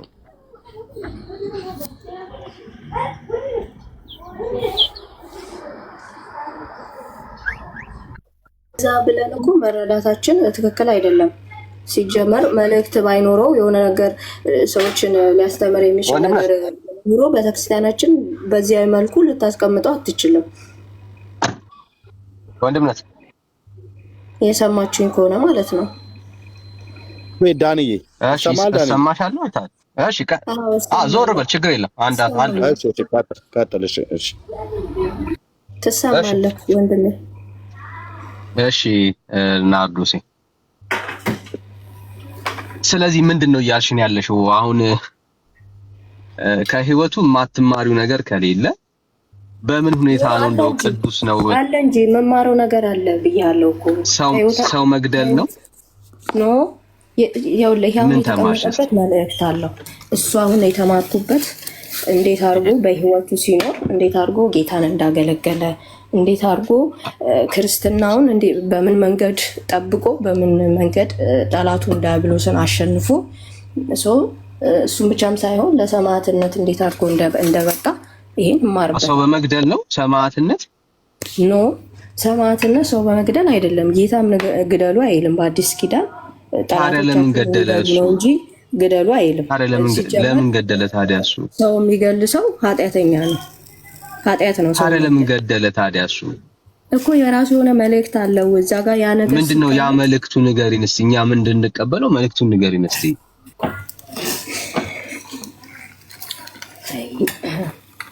እሱ የገደለበት የራሱ ምክንያት አለው እኮ ንገሪን እስቲ። አሁን ምክንያቱን የፈለገ ምክንያት ይኑረው፣ ሰው ገሎ ጻድቅ የሚባልበት ምክንያት አለ? እሺ አሁን ለምሳሌ ቅዱሱ ዳዊት ማለት ነው። እሺ በጦርነት ወቅት ብዙ ሰዎችን አይደል እንደ የሚገለው ቅዱሱ ዳዊት። ብሉይ ኪዳን ነው እያወራሽኛለሽ? አይደለም ምሳሌ ነው። ምሳሌ ታዲያ ብሉይ ኪዳን ላይ የነበረው አሁን ተፈጻሚውን አያልሽኝ ያለሽ ነው? ነው ክርስትና እንደዛ ነው አሁን የሚኖረው? ኖ እኔ ሰውን እየገደልክ ክርስቲያን ነክ ማለቴ አይደለም። ሰውን እየገደሉ ደግሞ ክርስቲያን ነኝ ማለትም አይቻልም። ታዲያ ይሄ ሰውዬ እንዴት ክርስቲያን ሆኖ ቀጠለ? አሁን እንግዲህ ስለ አድኖ በምትሉት ነገር ላይ ነው እንግዲህ ጦር መዞ ሰው ከታችሁ ገሎ በጦር የምናየው ሰውዬ አሁን እንዴት ሆኖ ነው ጻድቅ ሊሆን የሚችለው? በቃ መልስ ከሌለሽ ግን አናስጨንቅሽ፣ ቆም ብለሽ ማሰብ እንድትችይ ነውና አይደለም። መልስ አለመኖር መኖር ሳይሆን ማለት እናንተ የምትረዱበትና እኛ የምንረድበት መንገድ ይለያያል። ችግር የለም አስረጅን፣ እንረዳለን። ምንድነው የሚለያየው? እኛ የመጽሐፍ ቅዱስን እምነት አሁን እኮ ያ ነው ችግር እየፈጠረ ያለው። ምክንያቱም አሁን እኛ እነኝን ስዕላትን ስንረዳ ወይም ደግሞ ስዕላት ሲቀመጡ በውስጣቸው የሚይዙት መልእክት አለ። ያንን መልእክት እኛውን እንገነዘበዋለን፣ እንረዳዋለን፣ እናምነዋለንም። አሁን እናንተ ደግሞ ስትመለከቱት ያ ስዕል ተስሎ ለዛ ለስዕል ነገር እኛ የምንገዛ ለዛ ለስዕል ነገር እኛ የምንሰግድ ያንን ስዕል ደግሞ የምናመልከው አይነት አድርጋችሁ ነው የምትረዱት ማለት ነው። እኛ ግን ለስዕል አልሰግድም እያልሽኝ ያለሽ? አሁን ለማርያም ስዕል አልሰግድም እያልሽኝ ያለሽ? አሁን ለምሳሌ እንደነገርኩ የእመቤታችን የድንግል ማርያም ስዕል አለኝ፣ የጌታዬ ስዕል አለኝ። እኔ አሁን ስዕል አለሽ? አዎ ብዙ ስዕል አለኝ። የጊዮርጊስም ስዕል አለኝ። የብዙ ስዕል አለሽ፣ ችግር የለም። ግን አሁን ለማርያም ስዕል ትሰግጃለሽ ወይስ አትሰግጂም? ኦፍ ኮርስ አሁን እኔ ስሰግድ እንዴት ነው የምሰግደው? ወይም ደግሞ ትሰግጃለሽ አይደል? አዎ ሰግዳለሁ።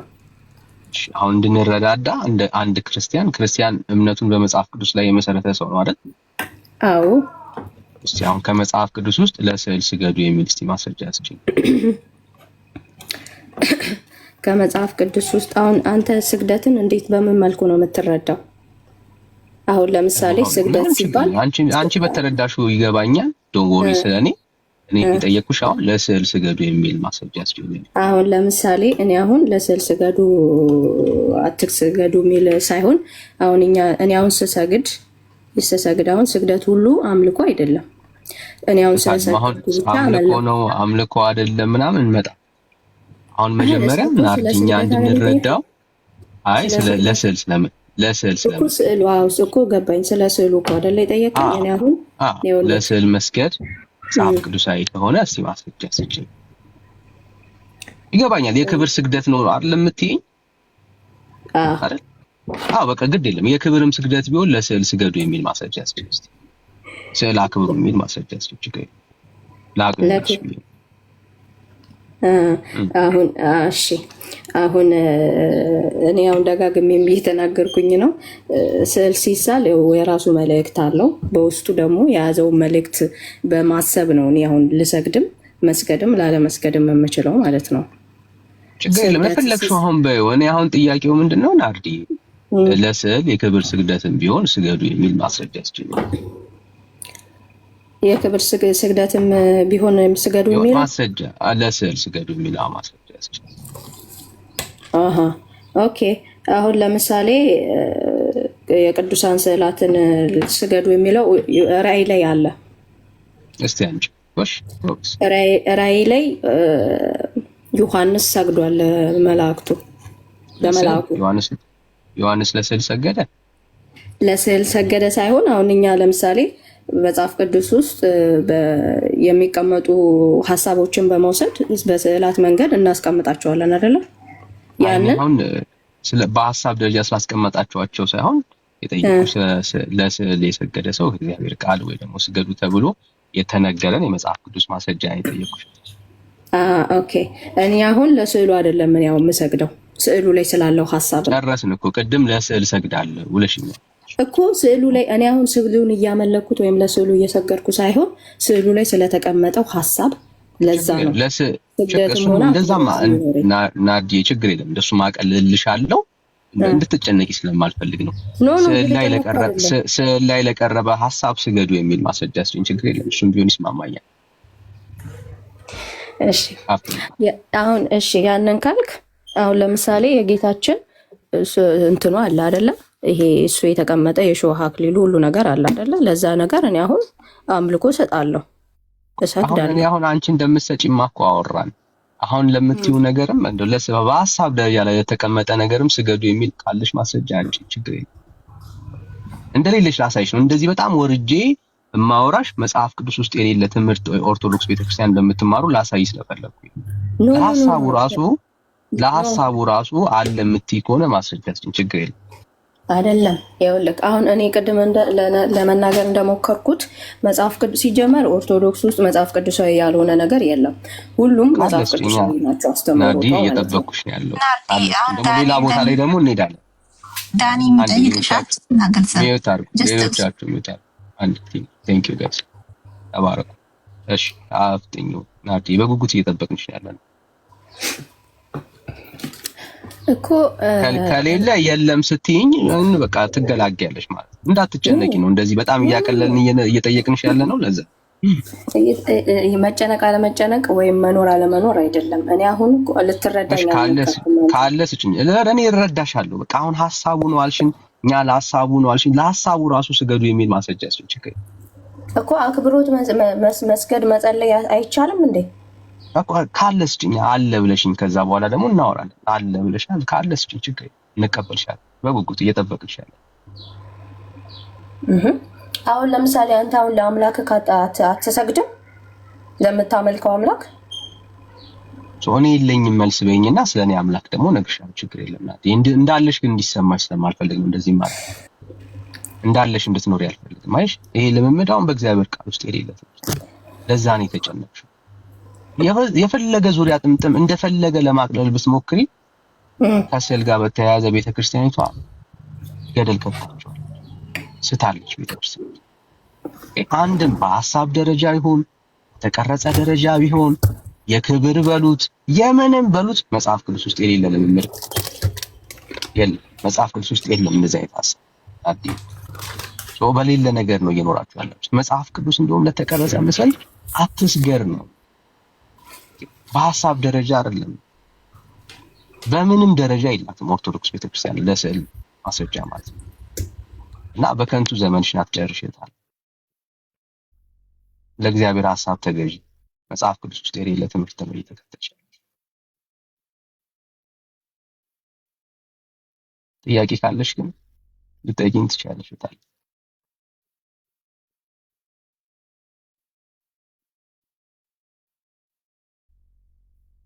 ናዲ ጥያቄ አለሽ? ይሄን ነገር ብታስረዱኝ የምትይው ነገር ካለ ግን ልረዳሽ እችላለሁ።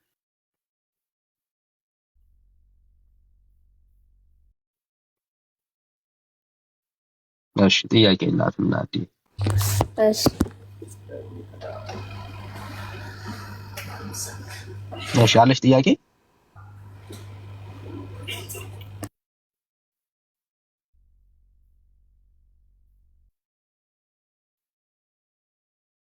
ያ ብዙ ሰው ይሄ ልምምዱ የጣዖት ልምምድ እንደሆነ አላውቅም። በጣም ነው የሚገርመው ወዳጆች፣ ሳታውቁት ጣዖት እያመለካችሁ ነው። አዎ ክርስቲያን ነሽ ትላላችሁ፣ ግን ክርስቲያን ሆኖ ጣዖት እያመለከ ነው። የተቀረጸ ምስል በቃ ጣዖት ነው፣ ምንም ጥያቄ። ላን የሆነ ነገር ቀርጸ ሲጀመር የሚቀረጸው እኮ የሆነ ነገር ሪፕሬዘንት ያደርጋል ተብሎ ነው። ወይ አምላክን ወይ የሰማይ ጭፍሮችን የሆነን አካል ሪፕሬዘንት ያደርጋል ተብሎ ነው የሚቀረጸው። ያ ሪፕሬዘንት ያደርጋል ብለህ ለቀረስከው ነገር የክብርም በለው የአምልኮ ስግደት በእግዚአብሔር ቃል ውስጥ የለም። ኦኬ እግዚአብሔር ምንድነው? እሱ መንፈስ ነው። ዮሐንስ ወንጌል ምዕራፍ 4 ላይ ግልጽ የሆነ ትምህርት አለ ለዛ የሰማርያዊቷ ሴት የሰጣት ጌታ። እግዚአብሔር አሁን አስዩም አድርገህ በኢየሩሳሌም አለ ወይ ደግሞ በዚህ ተራራ ላይ አለ ሄጄ ልስገድለት ብለህ እንኳን አትሰግድም። በሎኬሽን ወዳጆቼ እግዚአብሔር መንፈስ የሆነ አምላክ በሆነ ስፍራ ላይ በሆነ ስዕል ላይ ቁጭ አድርገው አምላኬ ብለህ የምትሰግድለት አምላክ የለም። እግዚአብሔር በእውነትና በመንፈስ የሚሰግዱለትን ነው ደግሞ ወዳጆች። የተቀረጸ ምስል በማን በላይም በሰማይ ባለ በምድር በማናቸውም ምሳሌ አድርገህ አትስገድላቸው፣ አታምልካቸው እኮ ያለ ጌታ ነው። ከእንደዚህ አይነት ይቅርታ ወንድሜ፣ አንድ ጊዜ እንትን ሄጄ ነበረ፣ አልሰማሁባችሁም። ሄጄ ነበረ። መጣሽ አሁን? እሺ እንኳን ደህና መጣሽ። እሺ አመሰግናለሁ። እኔ የምልህ ጥያቄ አለኝ። ጥያቄ ምንድነው? አሁን ለምሳሌ እግዚአብሔር አምላክ በሶሎሞን ቤተ መቅደስ ውስጥ ስዕል እንዲሳል አዟል አይደለ? ያ ጣዖት ነው ማለት ነው? በደምብ ስዕል እንዲሳል እግዚአብሔር ሲያዝ አዛዡ ማን ነው? እግዚአብሔር ነው ያዘዘው። እግዚአብሔር ነው። ጣዖት ከሆነ እግዚአብሔር ለምንድን ነው እንዲሳል ያዘዘው? አንድ አሁን ሳል ያለበት ምክንያት ነው። አንድን ነገር ጣዖት ነው ጣዖት አይደለም የሚያስብል ያንን ነገር ያቆምሽበት ምክንያት ነው። ኦኬ ለምሳሌ ጥጃ ምንድን ነው? ጥጃ እንስሳ ናት አይደል? የታወቀ ነገር አይደል? እስራኤላውያኖች ግን ያንን የጥጃን ምስል ሰርተው በወርቅ አዘጋጅተው በፊታችን ከእስራኤል ያወጣን በፊታችን የሚሄደው እሱ እግዚአብሔር ነው ባሉበት በዛ ሞመንት ላይ ግን ያ የጥጃ ምስል ጣዖት ሆነ። ኦኬ አሁን መሳሉ አይደለም ቁም ነገሩ። እናንተ የሳላችኋቸው ስዕላቶች ወድቃችሁ ስለምትሰግዱላቸው ክብርን ስለምታመጡላቸው እነሱ ነገሮች ለአንቺ ጣዖታቶች ናቸው እንጂ እግዚአብሔር አምላክ በራሱ የጥበብ ጸር ወይ ደግሞ ጥበብን የሚጠላ አምላክ አይደለም። ሰማያቶች እኮ የእጆቹ ስራዎች ናቸው። የሚገርም እኮ ዲዛይነር ነው ጋድ። ኦኬ ቤተ መቅደሱ በጣም በሚያምር ዲዛይን የተሰራው በዛን ዘመን ማለት ነው እኮ። እግዚአብሔር አሁን አዟል አላዘዘም ነው ስዕላትን እግዚአብሔር አሁን እስራኤላውያን የዛኔ እንትን እየቀረጹ የጥጃ መልክ ምናምን እንትን ብለው እየቀረጹ የሚያመልኩት ያ አምልኮት ነው። በስነ ስርዓቱ በግልጽ የሚያመልኩት ነው አይደለ? እሱን ተወውና ሁሉም የሚቀረጽ ተቀርጾ አምልኮ የሚሰጣቸው ነገሮች በሙሉ ጣዖት ነው። የተቀረጸ ነገር ተቀርጾ የተቀመጠ ነገር ጣዖት ነው። እኛም ኦርቶዶክሳውያን የተቀረጸ ነገር ሁሉ ጣዖት ነው የሚል ማስረጃችን ችግር የለም። ማስረጃችን የተቀረጸ ነገር ሁሉ ጣዖት ነው ማስረጃችን ውሸት ነው። የተቀረጸ ሁሉ ጣዖት ነው የሚል ትምህርት የለም። እሱ ነው ማስተካከል። የተሳለ ሁሉ ጣዖት ነው አላለም እኮ። የተቀረጸው ለምንድን ነው? እሱን ነው ማስተካከል ያለብሽ። አይሽ የተቀረጸው ለምንድን ነው? ስለሚፈልጉት ነው የቀረጸው። ለምሳሌ እኮ ነገርኩህ ለአምልኮ ልዩነቱ እሱ ነው። አየሽ? እሺ አሁን የኔ ጥያቄ መልስልኝ። አሁን እግዚአብሔር አምላክ ወንድምነት መጣ ሰሎሞን ቤተ መቅደስ ውስጥ ስዕል እንዲሳል አዟል አይደል? በቃ ይሄው ወንድምነት ደግሞ ትንሽ ደግሞ ስለሱ አስረዳኝ። ይኸው በቃ እናስረዳሽ ነው። እሺ ቴንክ ዩ።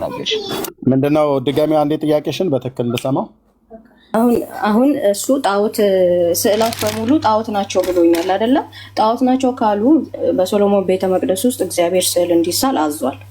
ያ ታዲያ እግዚአብሔር ያዘዘው ነገር ጣዖት ነው ማለት ነው? ጣዖት ከሆነ ለምን እግዚአብሔር ያዛል እንዲሳል? አዘዘም። ስዕል ሳሉ ብሎ አላዘዘም። ታዲያ የኪሩቤልን ስዕላት አይኖቻቸው 6 የሆኑ የኪሩቤልን ስዕላት እንዲሳል ለምንድን ነው እግዚአብሔር ያዘዘው? አምጪ ስዕላትን ሳሉ ብሎ አለ ብሎ የሚለው የኪሩቤል ስዕል በሶሎሞን ቤተ መቅደስ ውስጥ ተስሏል አይደለ? የኪሩቤል ስዕልን ሳል ብሎ የሚል ክፍል የተጻፈ ካለ አምጪ ነው። እሺ አሁን ይሄ ስዕሉ የኪሩቤል ስዕል ተስሏል ወይስ አልተሳለም? ያው መጽሐፍ ቅዱስ ላይ ያለ ስዕል ሳሉ ብሏል ብለሻል። ያው መጽሐፉን አውጥቻለሁ። የትኛው ጋር ነው የኪሩቤልን ስዕል ሳል ብሎ ያለው? እና ኪሩቤልን ሳላቸው ብሎ የሚለውን ክፍል አሳየን። አይደለም እኔ እኮ ወንድሜ አንተ እኔ ለምጠይቀው ጥያቄ አንተ ክፍሉን ንገሪ። በቃ ክፍሉን ንገሪ። ሰለሞን የቱ ጋር ነው እንደዛ ብሎ ያለው? ጌታ ለሰለሞን ያዘዘው መጽሐፍ ቅዱስ ክፍሉ የቱ ጋር ነው ያለው? እህታችን አርዲ ጥያቄ አሁን እኔ በሶሎሞን ቤት ገብቶኛል እኮ ጥያቄው ገብቶኛል። ስዕላት ተቀምጠዋል። ስዕላት ጣዖት ከሆኑ ለምንድን ነው ተቀመጠው? ለምን እኩል ታወሪያለሽ? ስዕል የሚባል የለም ሰለሞን ቤተ መቅደስ ውስጥ። የኪሩቤል ስዕላት አሉ። ለምንድን ነው የተቀመጠው? ስዕል የሚባል የለም ነው ያልኩሽ እህቴ። ስዕል የለም። ካለ አምጪ እኮ አልኩሽ። መጽሐፉን ገልጬ ነው። የቱ ጋር ልክፈተው? እንትኑ ቁጥሩን በትክክል አላውቀውም፣ ግን አለ። አታውቂው? የለም። ከሌለ የለም። አታውቂውም? የለም። ኖ እንደዛ ማለት ሳይሆን ምዕራፉ ቁጥሩን አላውቀውም፣ የምዕራፉን ቁጥር አላውቀውም። እሺ ሌላ ሰው ጠይቂ። እዚህ ካሉ ኦርቶዶክሳውያኑ ይጻፉልሽ። ስዕል ሳሉ ብሎ ያለበት ቦታ ላይ ይንገሩሽ። እዚህ ካሉት 600 ሰው አለ ይንገሩሽ። ወይ አጠገቢ ሰው ካለ ይንገርሽ። እዚህ አጠገቢ ማንም የለም። እሺ ከሌለ እዚህ ካሉት ጠይቂያቸው። ሰለሞን ቤተ መቅደስ ውስጥ ስዕል ሳሉ ብሏል ጌታ ብሎታል ያልሹና እሱን ያንገሪ እኮ። አሁን አንተ እኮ ወንድሜ አንተ የለም በቃ ክፍሉን ስጭን። አንቺ ነሽ ክፍሉን አታውቂውም፣ አላነበብሽም። ባላነበብሽው የለም ስለማላውቀው ነገር እያወራሁ አይደለም። ባይዘው በቃ የለም። ካለሽ የምታውቂው ነገር ከሆነ ከመጽሐፍ ቅዱስ ስጭን። ይሄው መጽሐፍ ቅዱስ አውጥቻለሁ። የቱ ጋር ላውጣልሽ? መጽሐፍ ቅዱስ ምዕራፍ ስንት? አንተ ራስህ ታውቀዋለህ እንትኑ ቦታው ማለት የትኛው መጽሐፍ ላይ የለም እኮ ነው ብዬ የምልሽ እህቴ። አማርኛ ይገባሻል አይደል? የለም ማለት በብሉይ ኪዳን በሶሎሞን ቤተ መቅደስ ውስጥ እግዚአብሔር የኪሩቤል ስዕል እንዲሳል አዟል። የቱ ጋ ነው ያለው? ነው የቱ ጋ ነው ያለው? አሁን ቁጥሩን እኮ እኔ አሁን አንድ ስልክ ነው ያለኝ። ስልክ ውስጥ ደግሞ ማውጣት አልችልም። እሺ ሌሎቹን ሰዎች ጠይቂ። ከዚህ ማውጣት አልችልም እንጂ አሳይክ ነበር። እኔ ዝም ብዬ አይደለም እያወራሁ። ሌሎች ሰዎች ጠይቂና አንቺ እሺ ስልኬ ነው እጄ ነው ምናምን ብለሽ ሰበብ አበዛሽ። ኦኬ ችግር የለም። ሌሎቹን ሰዎች ስልኬ ውስጥ አለ። ለምንድን ነው እኔ ሳወራሽ ለምንድን ነው የምትደርቢው? ሌሎች ሰዎች ጠይቂና ከየትኛው መጽሐፍት ላይ ነው ያለው? ሰለሞን የቱ ጋር ነው? የትኛው መጽሐፍት ላይ ነው? በሳሙኤል መጽሐፍ ነው ወይ በመጽሐፍንት ላይ ነው ለሰለሞን ያዘው? መጽሐፉን ታውቂዋለሽ?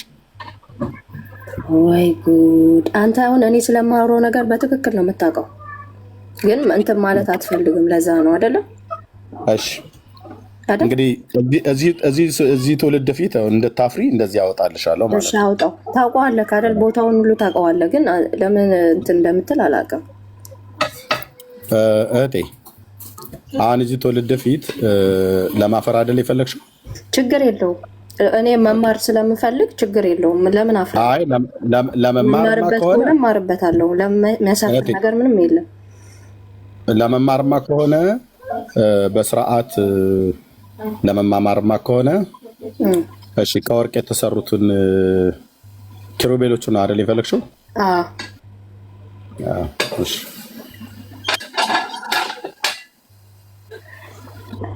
ኦኬ። ምዕራፍ 6 ከቁጥር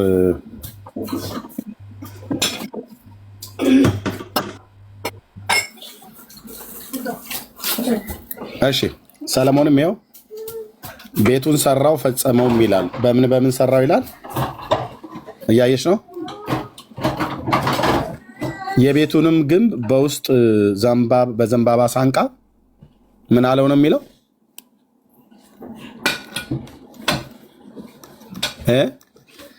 ማይክሽን ከፈቼ እየሰማሁህ ነው። እየሰማሽ ብቻ ሳይሆን እያየሽ ነው። ምን አለው ነው ብሎ የሚለው? ሰለሞንም ቤቱን ሰራው፣ የቤቱንም ግንብ ውስጡን በዝግባ ሳንቃ ለበጠው፣ ከቤቱ መሰረት ጀምሮ እስከ ጣራው ድረስ ውስጡን በእንጨት ለበጠው። ደግሞ የቤቱን መለል በጥድ እንጨት ከደነው። በቤቱም ውስጥ ቅዱስ ቅዱሳን ይሆን ዘንድ ኋለኛው ሕያውን ክንድ በዝግባ እንጨት ጋረደው።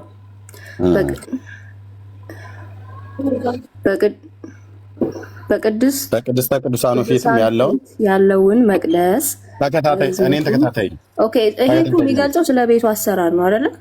ተከታተይኝ። ቤት ውስጥ አይደል ተለበጠ ብለሻል? ማነው ተሳለ ብለሻል? ተከታተይኝ እህትዬ፣ ተከታተይኝ በዓይንሽ። ኖ መስማት ብቻ አይደለም፣ ተከታተይኝ። ኦኬ አላነበብከውም ብለሽ እንዳትዪ፣ ተከታተይኝ። እዚህ የቤቱንም ውስጥ በተጎበጎበ በፈነዳ አበባ በተቀረጸ ዝግባ ለበጠው። ሁሉንም በዝግባ ነበረ፣ ድንጋዩም አልታየም ነበር። በዚያም የእግዚአብሔር የቃል ኪዳኑን ታቦት በቤት ውስጥ ለቅድስተ ቅዱሳን አበጀ። የቅድስተ ቅዱሳን ርዝመት 20 ክንድ፣ ስፋቱም 20 ክንድ፣ ቁመቱም 20 ክንድ ነበር። በወርቅም በጥሩ ወርቅ ለበጠው። በቅድስተ ቅዱሳኑም ፊት ከዝግባ የተሰራ መሰዊያ ያደረገ፣ በጥሩም ወርቅ ለበጠው። በወርቅ ነው የለበጠው። ቤቱንም ሁሉ ፈጽሞ በወርቅ ለበጠው። ቅድስተ ቅዱሳኑ ፊት የነበረውን መሰዊያ ሁሉ በወርቅ ለበጠው። በቅድስተ ቅዱሳኑ ውስጥም ቁመታቸው 10 ክንድ የሆነ ከወይራ እንጨት ኪሩቤልን ሰራ። ኪሩቤል ቅድም ያልሻቸው ከምን? በቅድስተ ቅዱሳኑ ውስጥም ቁመታቸው 10 ክንድ የሆነ ከወይራ እንጨት ምን ሰራ ይላል? ኪሩቤል ሰራ። ስዕል ሰራ አይደለም ብሎ የሚለው ከወይራ እንጨት ነው የሰራው። ከዛስ የኪሩብንም አንደኛውን ክንፍ 5 ክንድ፣ የኪሩብንም ሁለተኛውን ክንፍ 5 ክንድ ነበር። ከአንደኛውም ጫፍ እስከ ሁለተኛው ጫፍ ድረስ 10 ክንድ ነበር። ሁለተኛውንም ኪሩብ 10 ክንድ ነበር።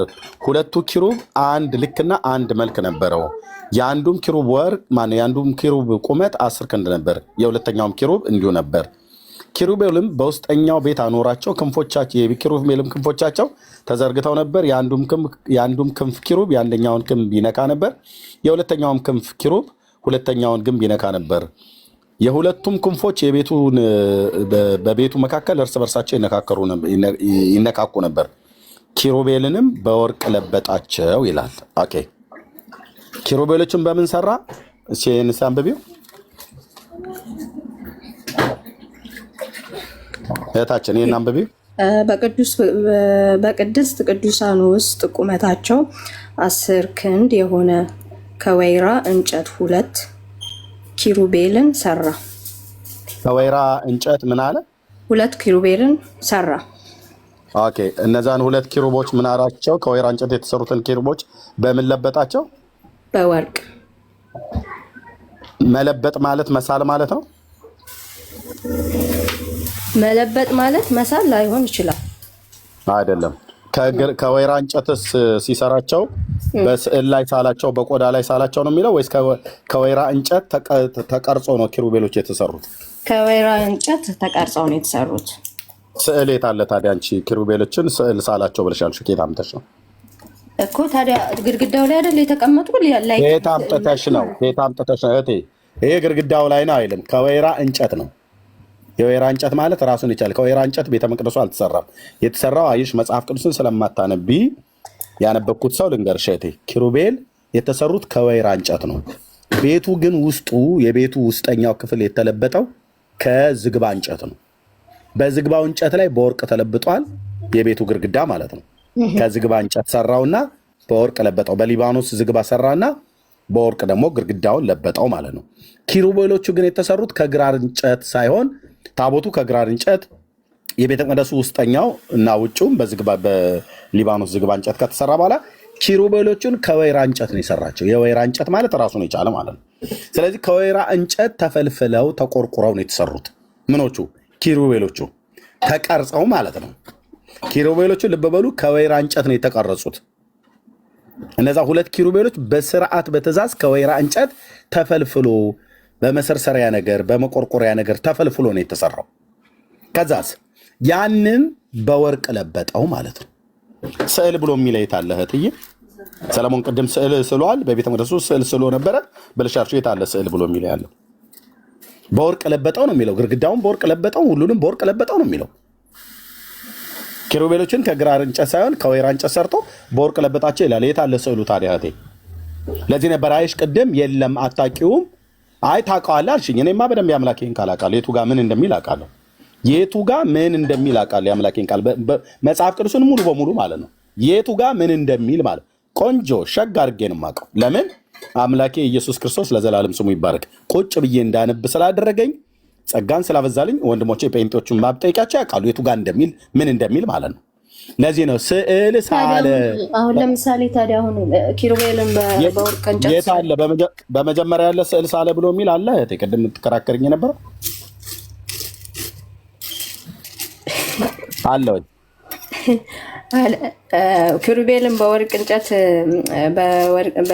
ከወይራ እንጨት አለ ወይ? ስዕል ሳለ ብሎ የሚል አለ ወይ እኮ? ላይክ እንደ ስዕል አይደል እንዴ ታዲያ? ይሄ እንትኑ የት አለ? ቅርጽ ነው እንጂ ስዕል አይደለም። ቅርጽና ስዕል አታውቂም?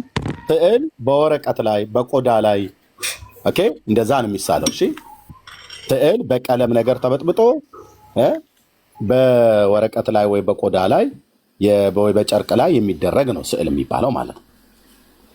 ከያደውን እኔ ብዙ ጎበዝ አይደለሁኝም። እንደው ዝዬ አሞራ ነገር እንደዚህ ብትሰራ እንደዚህ ምናምን ነገር አድርጎ ቢሰራ አይደል ነው በቃ እንደዚህ አድርጎ የሚሰራ ማለት ነው። ስዕል ላይ ነው ጎበዝ ስላልደለም። ሰለሞን ስዕል ሳለ ብል ይላል የለም፣ እንደዛ አይደረግም። ታዲያ አሁን እግዚአብሔር እንደዚህ ቅረጽና አስቀምጥ ስላለ ታዲያ ያውን እንትን ስዕላት በሙሉ ጣዖት ናቸው ማለት እንችላለን? ታዲያኛ ስዕላት በመጀመሪያ ስዕላት የሚል መጽሐፍ ቅዱስ ውስጥ የለም። ካለም ለጣዖታት ብቻ ነው የተባለው። ጣዖታት የአሕዛብ ጣዖታት ስዕላት ተብለው ተጠርተዋል። ስዕላታቸውን እንደዛ ይሰሩ ነበረ ማለት ነው። እግዚአብሔር በሴት ጣዖት ማለት የተቀረጸ ነገር ነው አይደለም? የተቀረጸ ነገር በሰው ፍቃድ የተቀረጸ ማለት ነው። በእግዚአብሔር ፍቃድ ተቀርጾ ተቀምጦ ከዛ ለዛ ነገር አምልኮ የሚሰጥ አይደለ? ጣዖት ማለት የተቀረጸ ነገር ላይክ እስራኤሎች እንደሚያመልኩት ላይክ የጥጃ መልክ እንትን ብለው ምናምን ማለት ነው። እንደዛ ነው አይደል? እግዚአብሔር ደግሞ ያዘዘው ሲሆን ጣዖት ነው ማለት አንችልም። ስለዚህ አንቺ አድምጭኝ። ጥጃውን ቅረጹ ያላቸው እግዚአብሔር ነበረ እያልሽ ነው? ጥጃውን ቅረጹ ያላቸው ማን ነበረ? ማክሽን ክፈችና አውሪኝ እህቴ።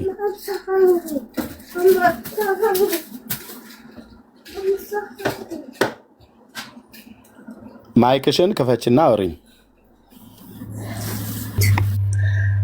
ለምንድን ነው ዝም የምትይኝ?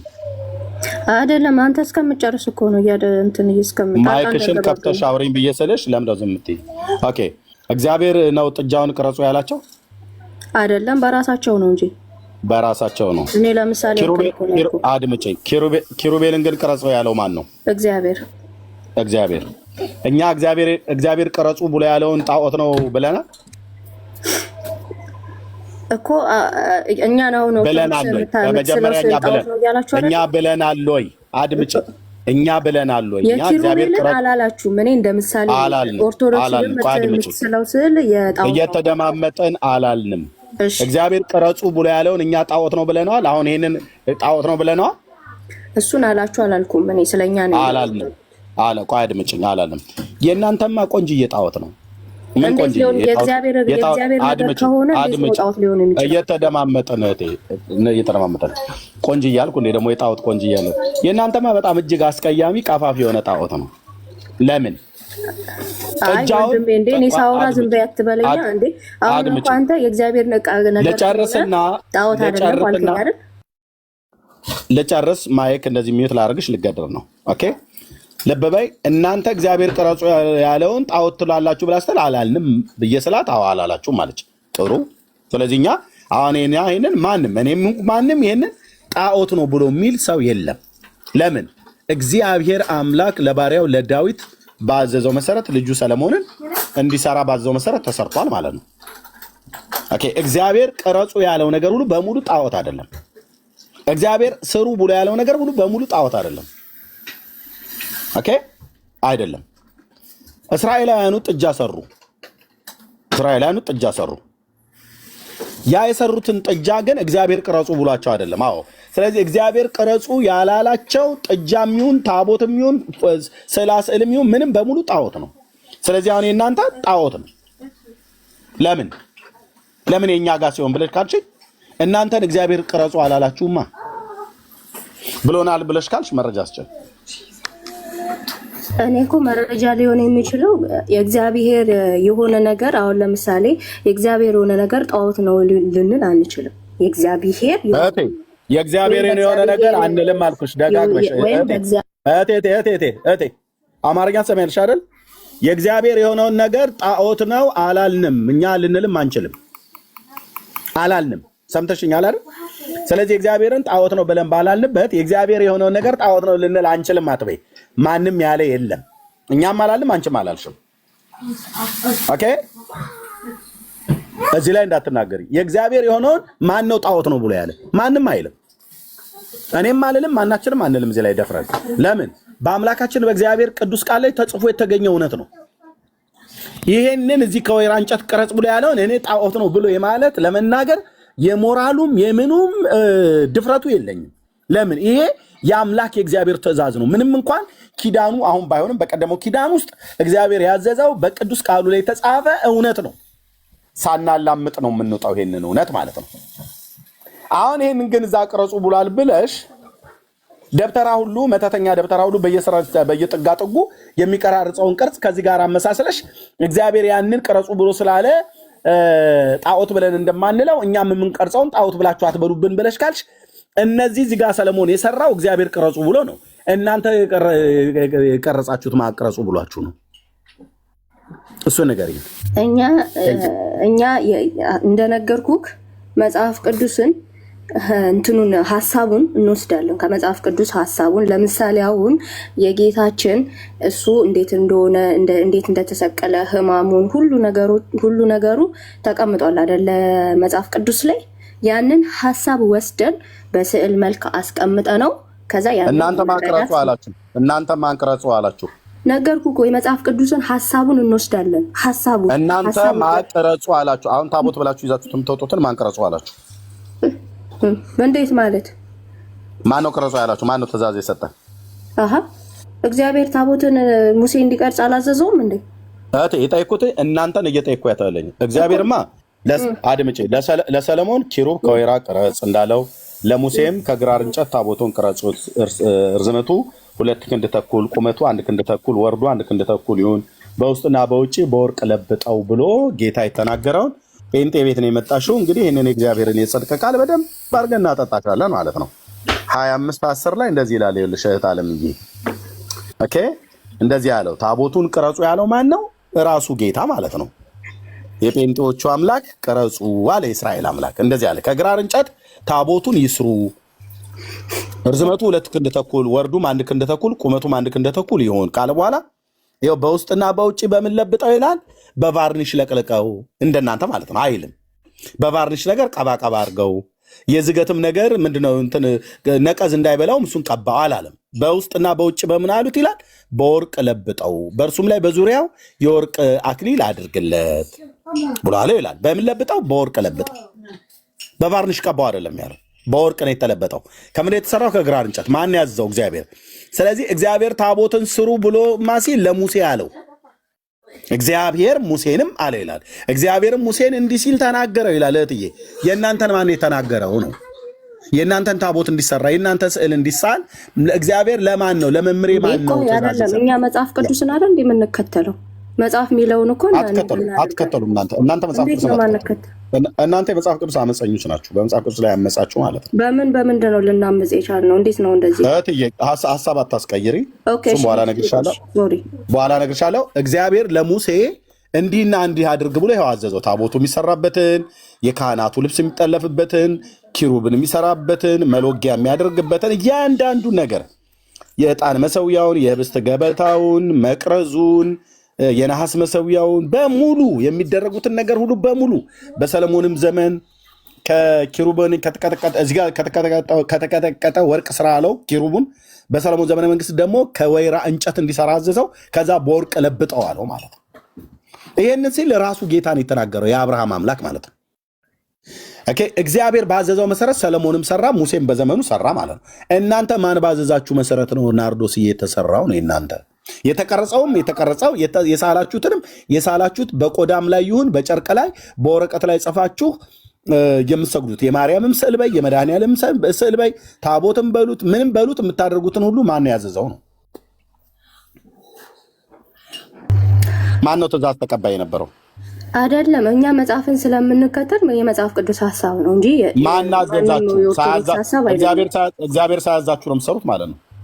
ሀሳብ እኮ የመጻኛ እኮ መጽሐፍ ቅዱስን ነው የምንከተለው። መጽሐፍ ቅዱስ የሚለውን ነገር መጽሐፍ ቅዱስን አደም ትከተሉት። ስለዚህ አሁን የቀረጻችሁት ታቦት መጽሐፍ ቅዱሱ በሚያዘው መሰረት ነው አይደል የቀረጻችሁት? አዎ። እሺ ቴንኪዩ። ይሄ ክፍል ምን ይላል? አንዴ ከግራር እንጨት ታቦቱን ይስሩ ይላል አይደል? አዎ። እርዝመቱ ስንት ይሁን ይላል? 2 ክንድ። 2 ክንድ የሰው ክንድ ነው አይደል? 2 ክንድ። አዎ። 1 ክንድ ማለት እዚህ ጋር እንደዚህ ክርኔን አድርጌ ተዘረጋ እንደዚህ ያለ አይደል? 1 ክንድ ሲኒው ጋር ማለት ነው። ሶሪ ይቅርታ። ከዚህ ከታብሌቱ ጋር ጀምሬ 1 ክንድ ሲኒው ጋር ደረሰ ማለት ነው። ታሻል 1 ክንድ ከዚህ እስከዚህ ድረስ ይረዝማል የኔ ክንድ ማለት ነው። ሌላ ደግሞ ክንድ ስንጨምር ይሄዳል። 2 ክንድ ተኩል ነው አይደል ብሎ የሚለው? ልብ በይ 2 ክንድ ተኩል በሜትር ስንት ይሆናል? 1 ክንድ 1 ሜትር አይደል? አይ 2 ክንድ 1 ሜትር ነው። 2 ኦኬ 1 ሜትር ተኩል አይ ቲንክ። እሺ ሜትር ተኩል ይሆናል ማለት ነው አይደል? ምኑን ነው ብሎ የሚለው? እርዝመቱ አይደል? አዎ እርዝመቱ 1 ሜትር ተኩል ይሆናል ማለት ነው። 1.5 ማለት ነው አይደል? አዎ 1 ሜትር ከ50 ሴንቲሜትር ምናምን ነገር ይሆናል ማለት ነው። ነው አይደል? አዎ እሺ ያው የመጽሐፍ ቅዱስን ትምህርት ስለምትከተሉ በመጽሐፍ ቅዱሱ መሰረት ስለሆነ እናንተም የሰራችሁት የእናንተ ታቦት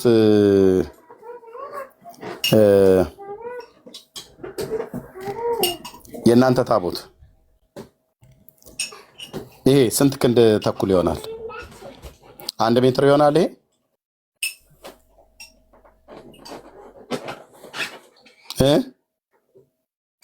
ያው መጽሐፍ ቅዱስን ነው የምንከተለው በላይ ስላልሽ ማለት ነው።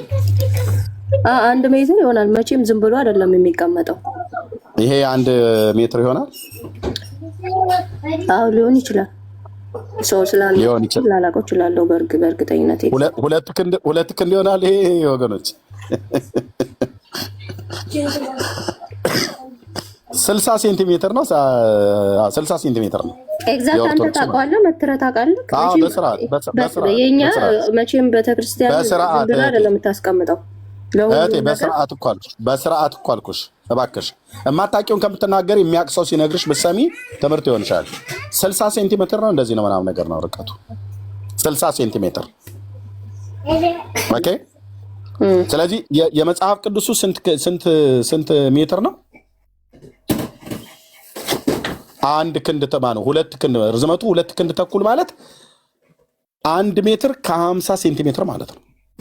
የመጽሐፍ ቅዱሱ እርዝመቱ የታቦቱ ርዝመት የኦርቶዶክስ ታቦት ይሄ ማለት ነው። ጭንቅላታቸው ላይ የሚያደርጉት ይሄ 2 ክንድ ተኩል ይሆናል? አይሆንም። 1 ክንድ ቢሆን ነው 1 ክንድ ማለት ነው። I don't think so ቢኮዝ ሁሉን ነገር በእንትን ዝም ብለው አይደለም የሚያስቀምጡት። መጽሐፍ ቅዱስንም ሳታነቢ መጽሐፍ ቅዱስንም ሳታቂ ወንድሜ እንደዚህ ማለት ትችል እኮ አትችልም። እኔ አሁን ከሃይማኖቴን ስለተረዳሁት ነገር ነው አይደለ? እያወቅሁ አንድ ሰው ምንም አድመጭኝ። የኦርቶዶክስ ታቦት ርዝመቱ 2 ክንድ ተኩል ነው እያልሽኝ ነው? እኔ መትሬው መቼም እኔ አላቅም። እማታውቂውን ታዲያ ለምን እንደምትናገር አይደለም ግን ሊሆን እኔ አሁን እርግጠኛ ሆኜ የምናገርበት ነው። እኔ እንደዚህ አይነት ድርቀት እኔ ነው የሚዩት ያደረኩሽ። እማታውቂው ለምን እንደምትናገሪ ታዲያ? አንድ ጊዜ ሲጠይቁሽ አታውቂውም እኮ አድመጪኝ። ተረዳኝ። እኔ አሁን አልመትርኩም። ሲጠይቁሽ እማታውቂውን ለምን እንደምታወሪው የግድ ማውራት ስላለብሽ ታወሪያለሽ እንዴ? የሚያወራሽን ሰው በመጀመሪያ ማወቅ አለብሽ። ኦኬ የማታውቂውን እኮ የግድ ማውራት የለብሽም እህቴ ናርዶስ። የምታውቂውን ተናገሪ።